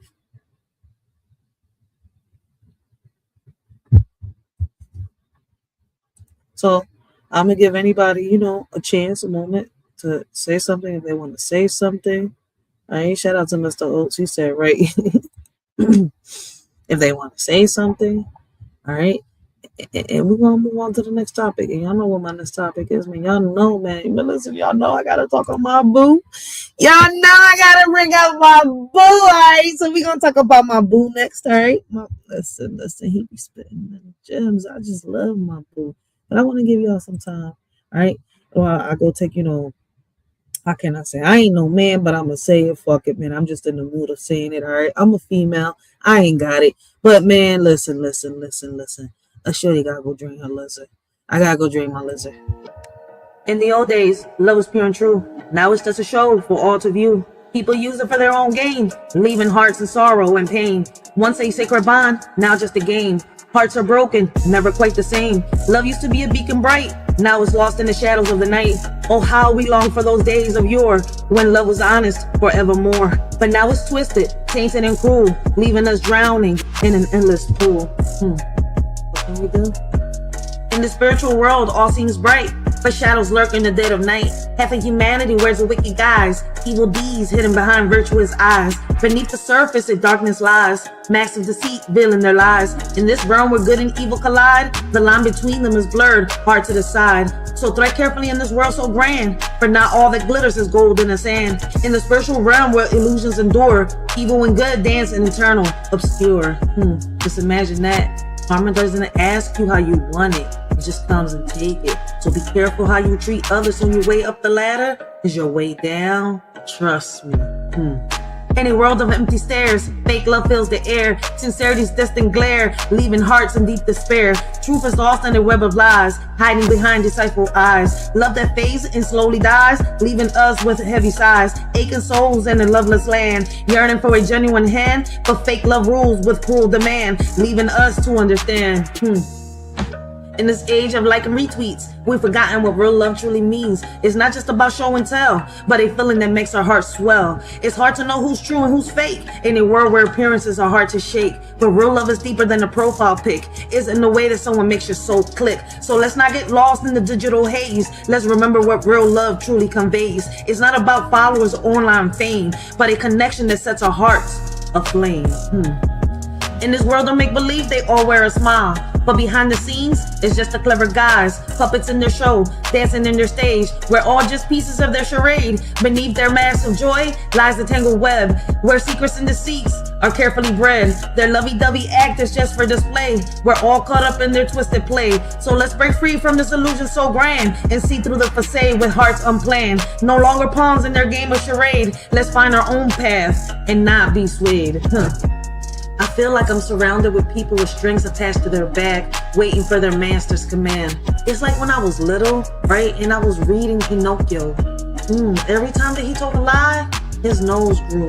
It's just that, in real life, their noses don't grow. Karma just catches. In the shadows we see, a love so pure and meek, but all that's left is a ghostly echo, a memory bleak. Longing for a bond that's true in this world so cold and weak. Yearning for the love we knew before the all turned antique. Lost in illusions of affection, bleeding like the mist. Hollow hearts yearn for connection, any realm dismissed. Seeking solace in echoes of the past where love truly exists. But all we find are mere reflections of what love once kissed. Amidst the ruins of our hearts, we search for something real. Yet all we grasp are faded echoes of what used to appeal. In this world where love has become just a commodity to steal. It's just a little food for thought.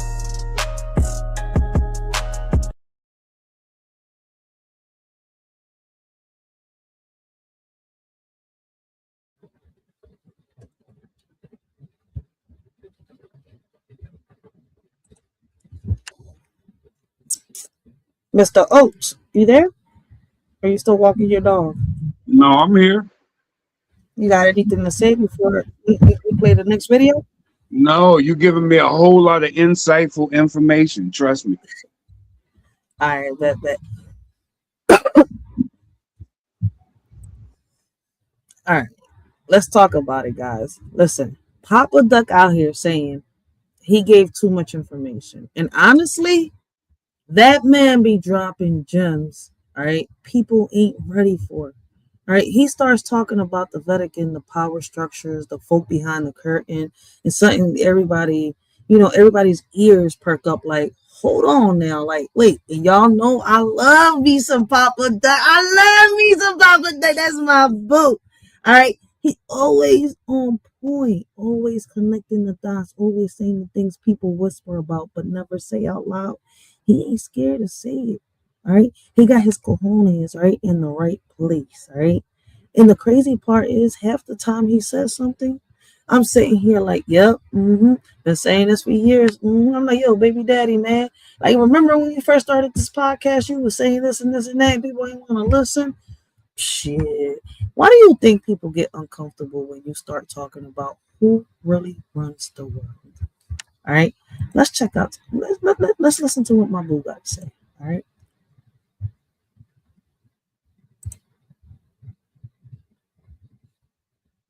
What happened? Yo, wait, my screen just stopped sharing. Why did it do that?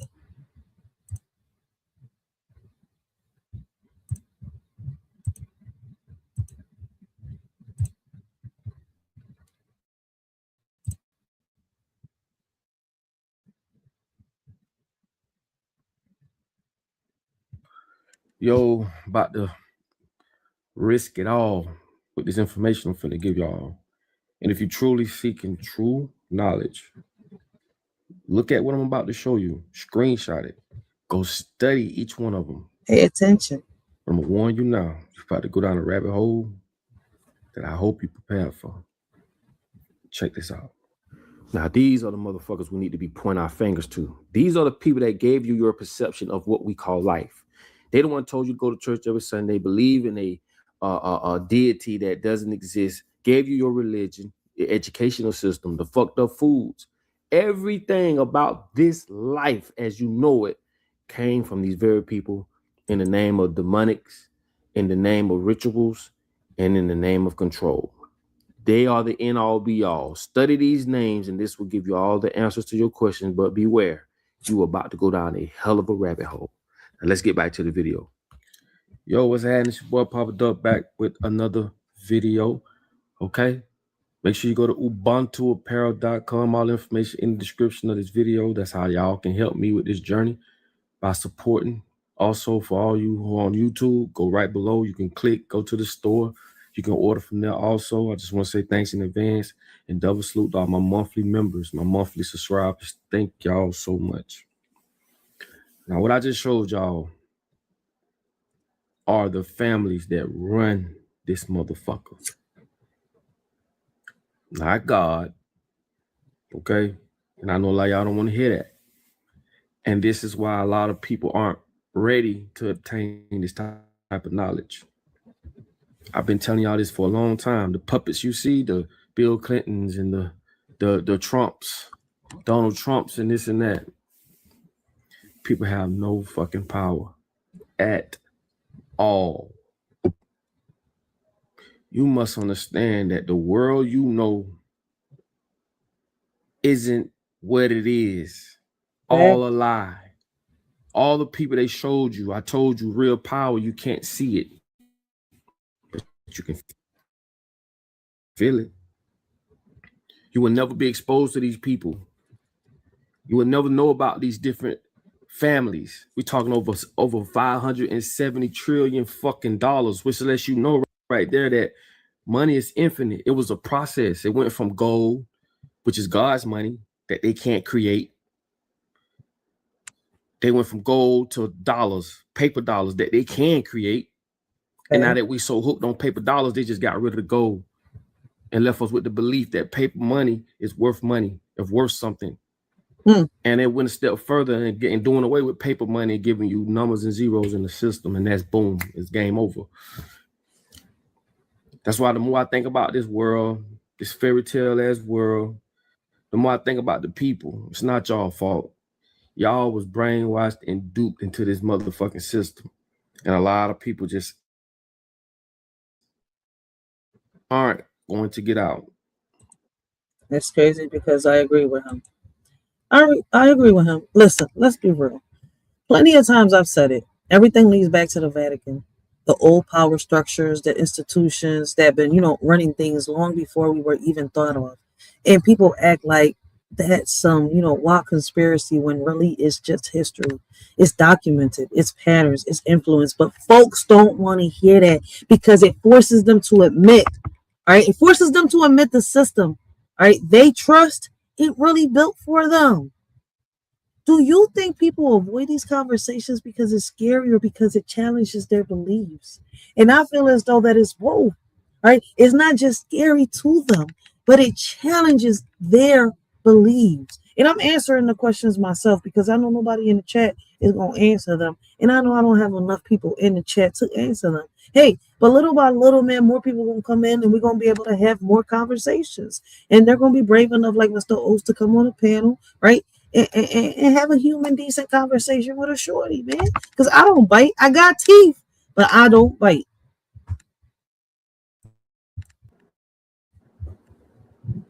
You're not. Those families I just showed you are the ones you need to go study.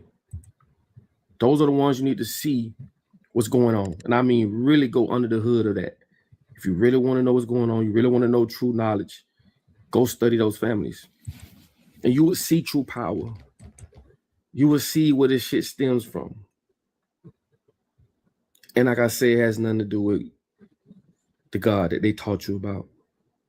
Okay? Everything is wrapped around ritual and demonic acts and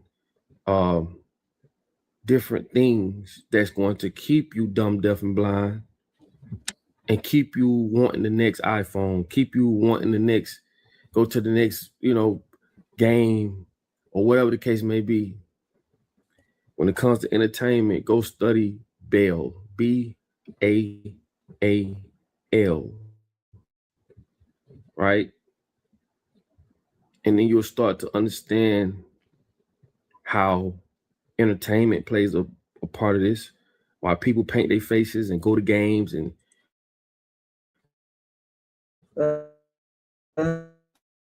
put, silly thing shit.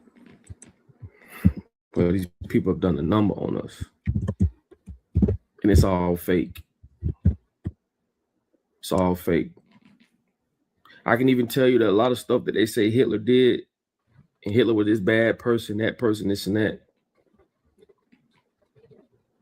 Hitler cleaned Germany up in 3 years. Mandatory 3 months vacation, paid vacation. Took them bitches from poverty to a strong nation. Banned the funny shit, the gender, the trans, you know what? They banned all that shit. And I'm trying to say it in a way where you understand it. And I'm not saying everything that he did was great, but when you do your real history, like they do. I question the same shit. I mean, go back so that y'all can hear he said properly when I'm saying this. Because I do got it. I got to pause it. It's not my video. I know Papa Duck ain't going to give me no copyright strike. All right. But I still got to pause it. All right. But listen, he is correct. Right. It's crazy because I myself have questioned, even when we dove down rabbit holes, right? Speaking on the Hitler history, right? Because we've done a few videos on Hitler, right? I've questioned it. Like, I know he's done some fucked up shit, but it's crazy the stuff that he was fighting for. That listen. I'm not gonna get into it right now, but it's like in that episode of the Boondocks, right? Where Uncle Ruckus and Grandpa, right, was trying to tell the story about that Freeman. Right. And even on that episode, it exposes, right, how in reality out here in the real world, right, they'll make a certain person from history, right, seem like a superhero or a villain at the same damn time. It's like, unless you really do your research, you're not gonna know the real story. Great, but when you do your real history, you know, like they do, they tell you what they want to tell you. They tell you Gaddafi was a bad person. They tell you for you. Don't think America's on your side. This whole don't care about no one. And anybody that they exploit, you better understand there's a reason why they want you to see certain people under a certain light, because they didn't serve their agendas. And if you look at the people that they say Hitler, what he did to them, you know who I'm talking about, which it's a reason why you can't say their name so much. Facts. Because they running shit to this day, even though they fake. They're not the real Jays. Put it together. They're not the real Jays. They J-ish. Right? I hope y'all can catch on what I'm saying. I'm catching on. But those are the ones that fucking over all us today. They're the ones that own everything. They're the ones that has all these TV stations that promotes the propaganda. They're the ones that own all the media companies that brainwashes us and create this perception of what they say life is and not. So true. Because believe it or not, Kanye's craziness, there's some truth involved in there. All right. But hey, look, listen, we got to find ways to talk about this because they will strike your channel for saying certain things. They give us the religion. They give us, like, look at what they're doing to us today. The J's. You know who I'm talking about? 3 letters. They J-ish. They're not the real ones. But look at what they're doing to us today. They own over 50, over half of the NFL, NHL, in baseball league. They own everything. Hollywood. Look what they're doing to us. Look at all the tools they have to paint this perception to the world and keep us dumb, deaf, and blind to this day. Facts. And once you realize the bullshit they're doing to us, because you don't never see them on TV. You don't never see them on sitcoms and being depicted in the news as this type of person. No, they do that to everybody else while they thrive. People don't want to off talk the about backs of us. And if you look at the shit they're doing today, you start to wonder why Hitler did what he did. Get you to think, don't make sense? All I'm gonna tell you is this: you're not responsible for how someone sees the world. Me as a black man, I'm not responsible for how black women act. Black women, you're not responsible for how black men act, how white people act. Who is though?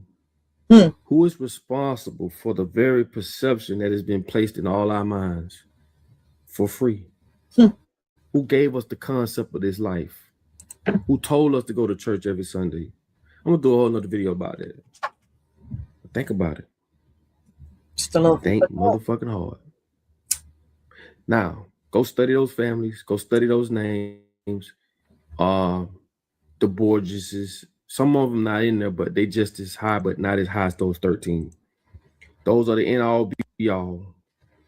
Life as you know it comes from them motherfuckers right there. Now, I just gave y'all some game. I go do some research. And if you know anything about them, put them in the comments. If you research anything about them, come back and put them in the comments. I do go through the comments.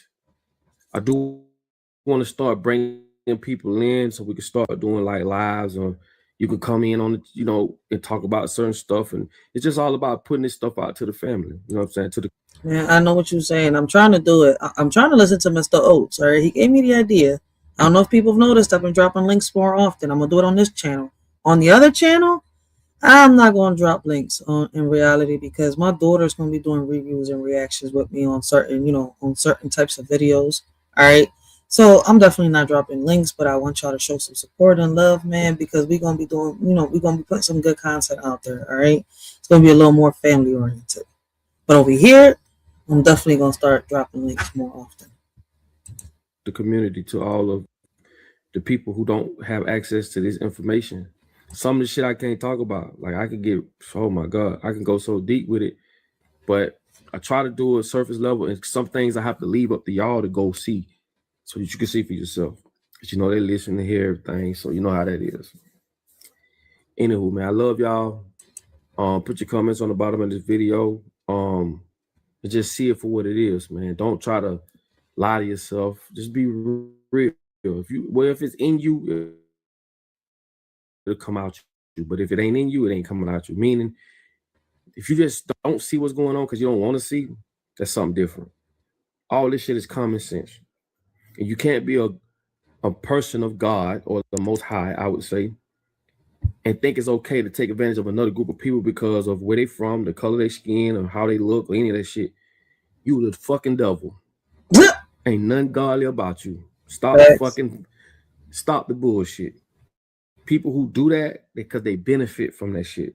And they sit under the hood of religion thinking it's going to protect them. No, you're a piece of shit. Because if you love all. And this is only for the real. Facts. Y'all see why I love them. So with that being said, put your comments on the bottom of this video, man. I love y'all. And like I tell you all the time, in order for you to be found, you must first be lost. All right. Shout out to Papa Duck, man. Listen. I love me some Papa Duck. I love listening to this. You know, the gems he be putting out there. Listen. This is why I always say this whole red versus blue thing, man. Y'all, listen. Y'all out here fighting over crumbs while the people at the top are eating full course meals with dessert and leftovers. Red or blue, it don't matter. You arguing, with your neighbor while the real power, how can I say the real power players are laughing at both of y'all. That's why I keep saying the system ain't broken. It's working exactly how it was designed to. All right. We just, how can I say, we just weren't the ones. All right. It was designed for. Do you think political division is intentional to keep people distracted? And I'm gonna put it in the chat. All right. Let me type this down. All right. I'm gonna start typing all this down for you. All right, let me start. The questions I could put it because it'll show up on Twitch. It'll show up here and on any platform that I'm on. All right. Do you think political division is intentional, right, to keep people distracted?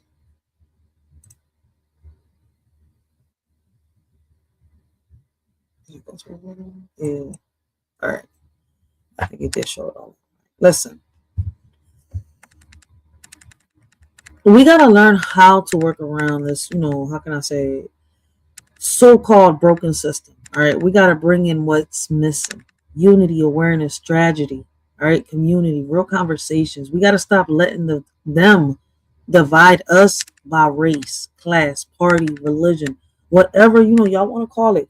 Because once we put, our differences, to the side, once we actually unite, once we start thinking for ourselves, baby, yo, I'm telling you, the whole game changes.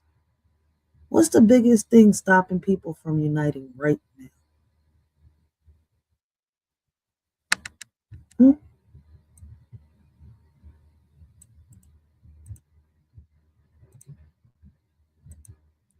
What's the biggest thing, all right, stopping people from uniting right now?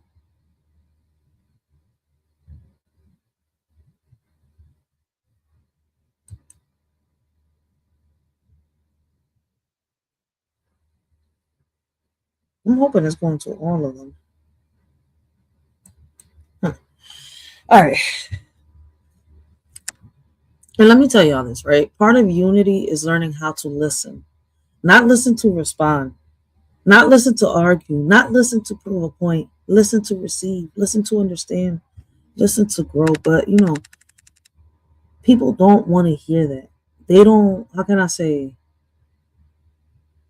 They want to be right. They want to be loud. They want to be defined. All right? No. They don't want to be defined.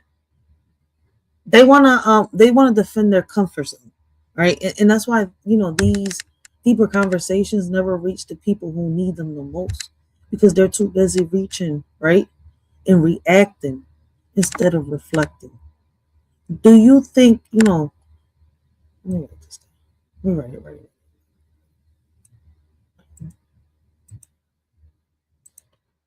So I gotta make sure it hits all three of them, right?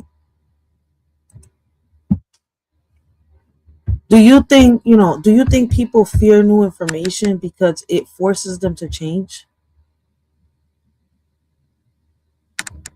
And I would love to hear your honest opinions on it, right? Do you think people fear new information because it forces them to think?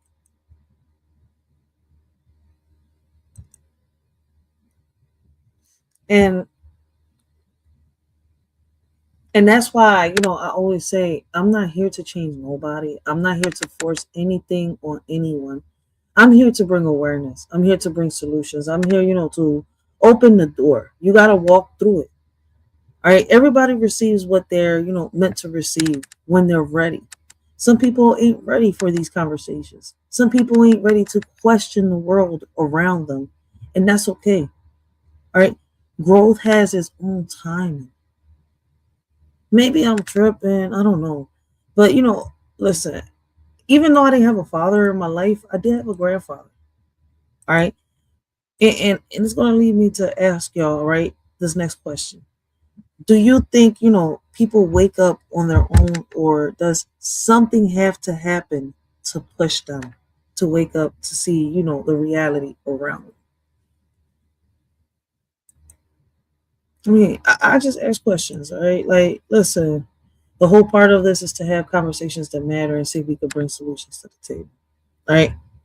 But for the ones, who are ready, for the ones who can, handle these deeper topics, for the ones who, see the patterns and feel the shifts, these are the conversations that matter. These are the conversations that break generational cycles. Right? These are the conversations that expose the truth behind the curtain. And that's why I rock with Papa Duck. Because he's not scared to say what what can I say? How can I say this? He's not scared to say what needs to be said. And neither am I.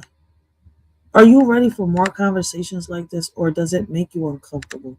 And even if it did make you uncomfortable, I'm going to be consistent with my routine. Right? I'm not going to change what I do because it's crazy, right?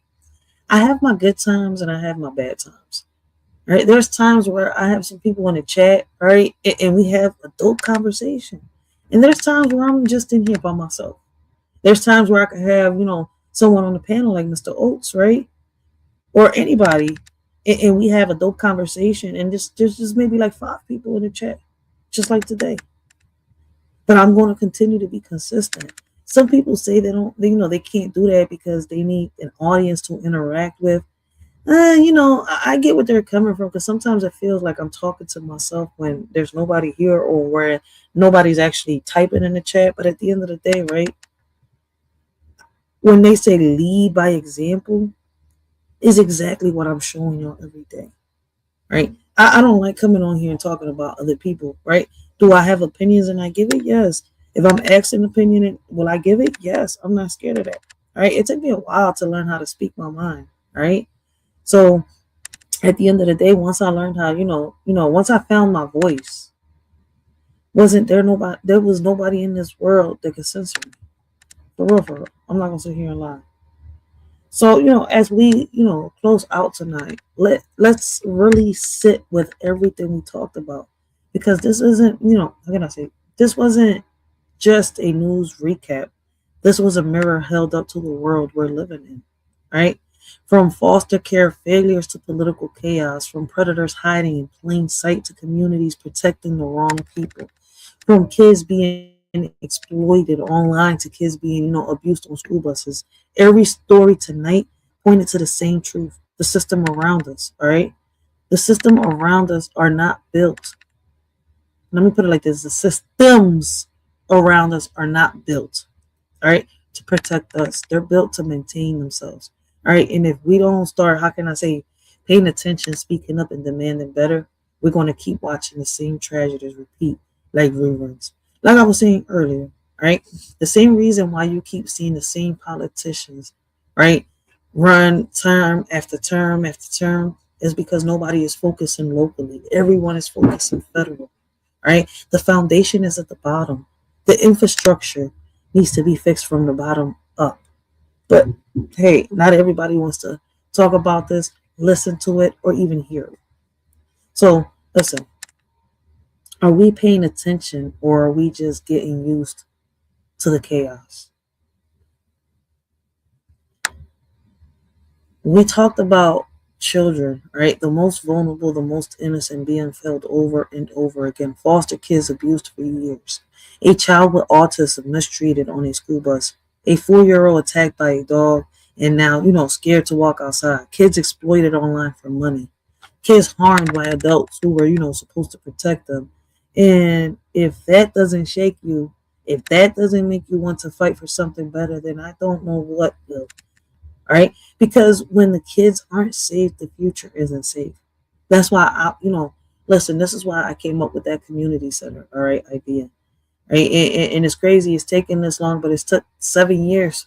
All right, 7 years, because in reality my voice didn't get heard until 2024. I started this back in 2017 going on 2018, right before the pandemic started. All right, I've been doing this YouTube thing for 7 years, going on 8 if I'm not mistaken. See where I'm coming from? Like, and what's crazy is that I've had issues with my, community center and stuff like that, trying to, raise a lot of money online. It's crazy because before in the beginning, this is how I learned about Umar, and I don't get tired of saying it because people was comparing what I was trying to do with what Umar is doing, right?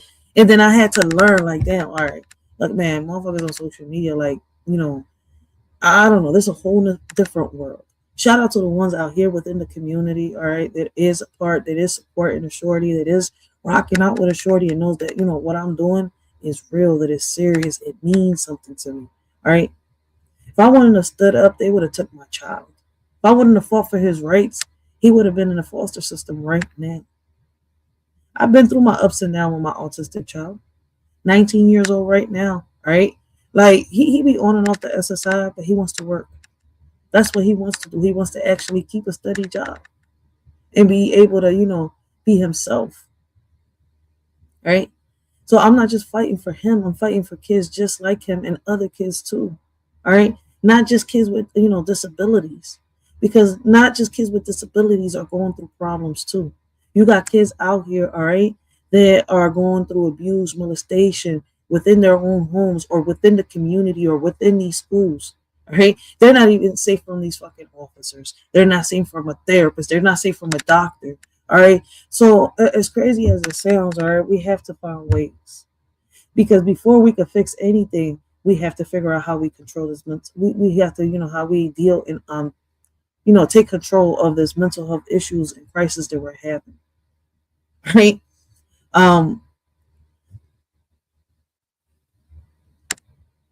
Let me put it like this. How many more stories about children suffering do we need before people finally say enough is enough? All right.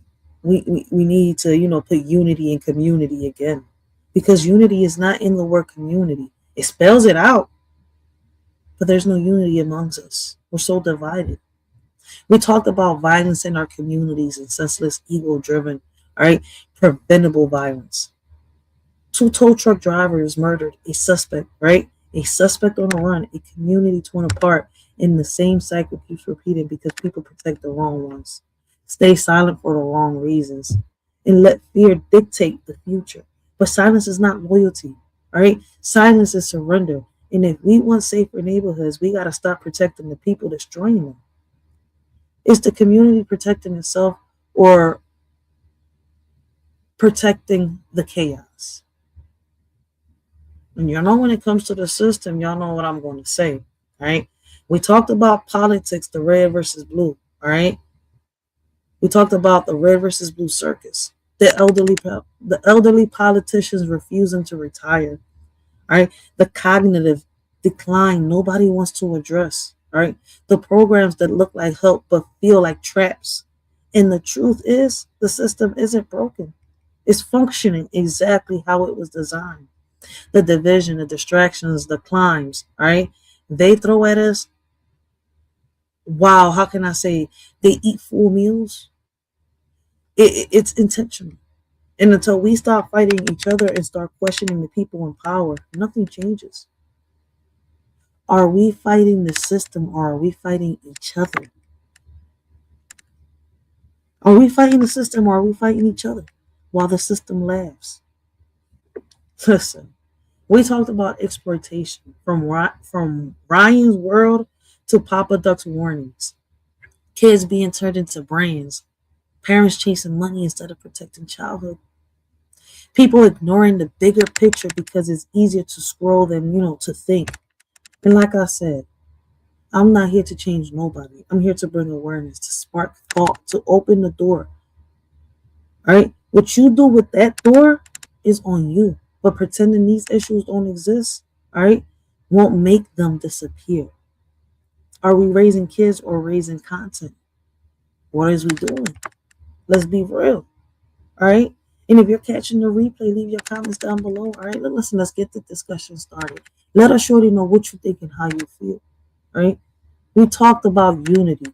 The thing that's, missing, the thing that scares the people and, how can I say, empower them most. Because once we put our differences aside, once we start listening to understand instead of, listening to respond, once we start seeing the patterns instead of the distractions, all right, we become unstoppable. But people aren't ready. Some are scared. Some are, how can I say, comfortable. Some are asleep. And that's okay. Everyone wakes up when it's their time. What's stopping us from uniting? Fear, ego, or conditioning? And to me, it's all of the above, man. So tonight wasn't just a conversation. It was a wake-up call, a reminder, that awareness is the first step to accountability. Accountability is the second, and action is, the third. We can't fix everything overnight, but we can start paying attention, protecting our kids, questioning the system, and refusing to let ignorance guide our future. All right? And if you're here tonight, listening, engaging, thinking, then you're already a part of the solution. After everything we discussed tonight, what's the first thing you think needs to change? Right? And I'm going to ask y'all this, right, in the form of a poll. Because I don't want to type it in the checkers and it's it's not going to work. All right? I got the 3 channels going on. And then these 2 channels on YouTube got the vertical running on them. Right? So it's kind of like, no, I'm not doing this 4 times in 4 different channels. But listen, let me ask y'all this. Which issue from tonight's live needs the most urgent attention? Protecting children, right? From, whether it's from foster care, school buses, or predators, or community violence and accountability, or political manipulation and division, or could it be exploitation of kids online and media awareness?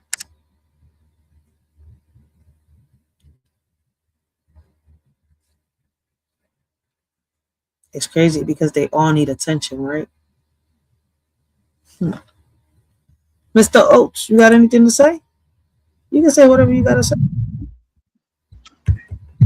No, I say they all fall into one category.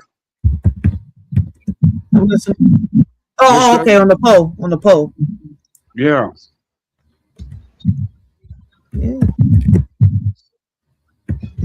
When you were saying, I think the first question you was the difficult. Oh, I can't remember the exact question, but the first answer was fear of change. Facts. And all of those other subcat, you might as well listed that as a PowerPoint,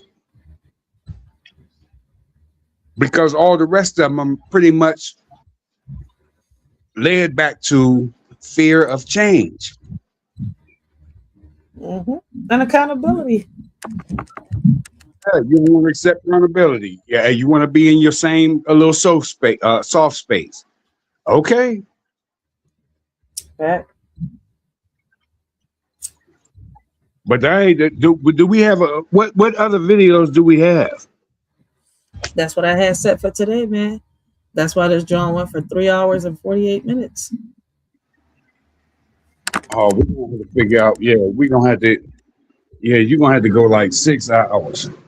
No, because tomorrow I got the Kevin Gates interview, and it's gonna be deep. You know, that whole point of me doing the reviewing and reacting to the interview is more towards like the men's mental health.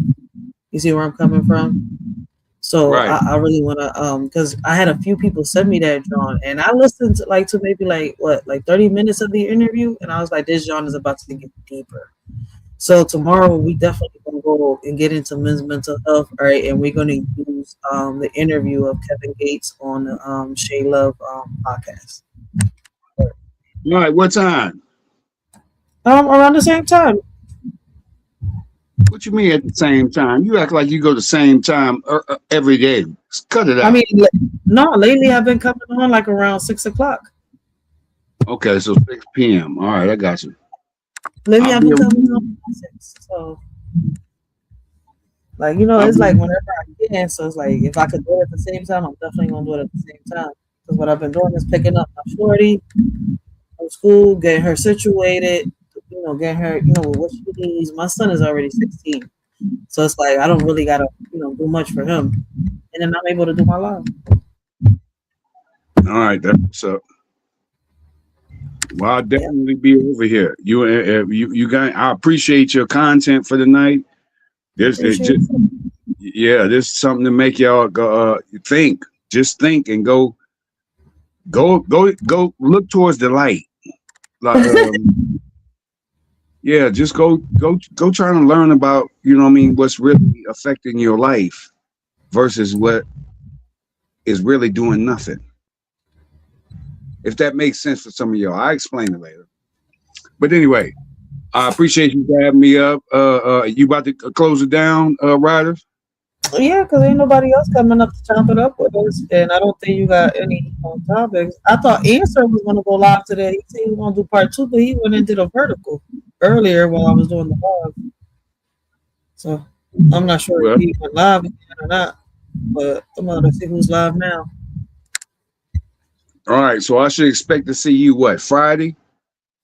Yep, today. Well, yeah, in a few, yes, today, later on. Well, tomorrow, yes.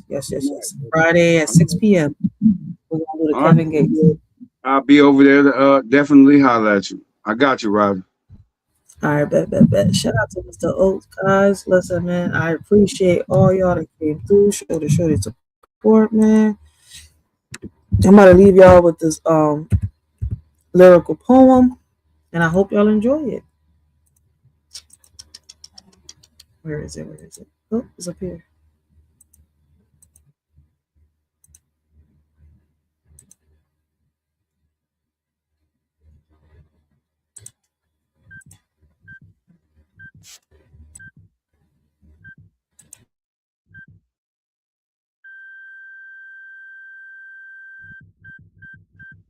Yeah. We all got dreams, but we stuck in the grind. Looking back at the past, but it's time to unwind. Everyone can do it, just gotta take that step. Stop dwelling on the losses, let's rewrite the rep. Hating on the president, calling him corrupt. But let me break it down, we gotta interrupt. Law's been in place, he's just playing the game. Ain't about the man, it's about the system's name. How do we move forward? Let's add something new. Together we can rise, yeah, that's what we do. Don't get stuck in the past. Let the hate fall away. We're building the future. Let's seize the day. Can't you see? You bleeding all over the matrix. Caught in the hype. Man, it's all fake tricks. The medic bag's empty. Y'all shit out of luck. Wake up before you get stuck. Y'all act like y'all in love, but y'all really in lust. Lost in the fame and the fortune. You ain't got no sense. You got the influencer fixation. You let them run your life. Red or blue, you're just a puppet with strings, always in strife. You think they care, but they don't give a damn. Just chasing the glow, the celebrity clout. They'll play both sides, the red and the blue, but they're just pulling your strings while you're stuck on your move. You're waiting for someone to tell you you're in luck, but mommy and daddy ain't coming, they're not in the cut. You're so blinded by the fame, the glitz and the glam, you forget what's real and who you really are. Wake up and see that you're just a pawn in the game. The red and the blue, they're all just the same. Stop being the puppet and take control of your life and break free from the chain. It's time to ignite. How do we move forward? Let's add something new. Together we can rise. Yeah, that's what we do. Don't get stuck in the past. Let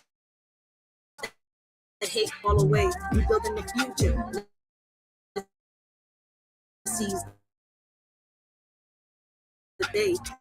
Can't you see? You're bleeding all over the matrix. Caught in pain, but we can't let the darkness keep us chained. We got the power. The voice is the might. Let's come together. To wrongs into right. Everyone's a player, so step to the front. No more division, let's rise from the blunt. It's not just about politics, it's a call to unite. Stand tall, move forward, let's ignite the light. Yeah, we're all in this together, no need to divide. Let's focus on the future, let the love be our guide. From the streets to the halls, let's make change. Break the chains of the past, let's rearrange.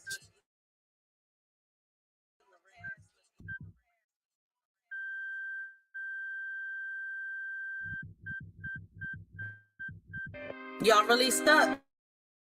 Puppets with strings attached, waiting for mommy and daddy to tell them they give a fuck. Y'all wondering why y'all stuck? Damn, can't y'all see? Y'all bleeding all over the matrix and the medic bag is empty. Soldier, soldier, in the game of life. You're playing with invisible strings, trying to prove your worth, but you're just a pawn in a bigger fight. They say you're just a number, another statistic in the system, but you're a soul with a story to tell. So stand up tall, break those strings, prove to the world that you're more than just a marionette. Don't let them control your destiny. You're the master of your own fate. Don't be afraid to go after and take. How do we move forward? Let's add something new. Together we can rise. Yeah, that's what we do. Don't get stuck in the past. Let the hate fall away. We're building the future. Let's seize the day. Can't you see? You're bleeding all over the matrix. Caught in the hype. Man, it's all fake tricks. The medic's bag is empty. Y'all shit out of luck. Wake up before you're stuck. Everyone can do it. How do we move forward? How do we do this? Just add something to it. Some stay stuck in the past. That's not how we last. Y'all hating on the president saying he corrupt. I don't know who he is. I feel like he's implementing what already exists. We gotta rise above the hate and focus on progress. Together we can make a change and leave behind the mess. It's easy to point fingers and place blame, but true change comes from taking action and making a change. Let's unite and work together for a better tomorrow. Instead of dwelling on what's wrong, let's focus on what we can borrow. The power lies within us to create a new path, to break free from the chains of doubt and wrath. Believe in ourselves and each other as we strive for greatness. Together we can overcome any obstacle that tries to hold us back. Think about it. It's a little bit of food for thought. Yo. Damn. Man. Y'all act like y'all in lust, chasing channels lost in the glitter and dust, scrolling through the feeds like it's life or death. But these influencers don't care, man. They just cashing checks. Stuck in a cycle, puppets on a string, waiting for likes like it's everything. Red or blue, y'all fighting over crumbs. While the real world's burning, y'all just hum and strong. Hum strong until you know.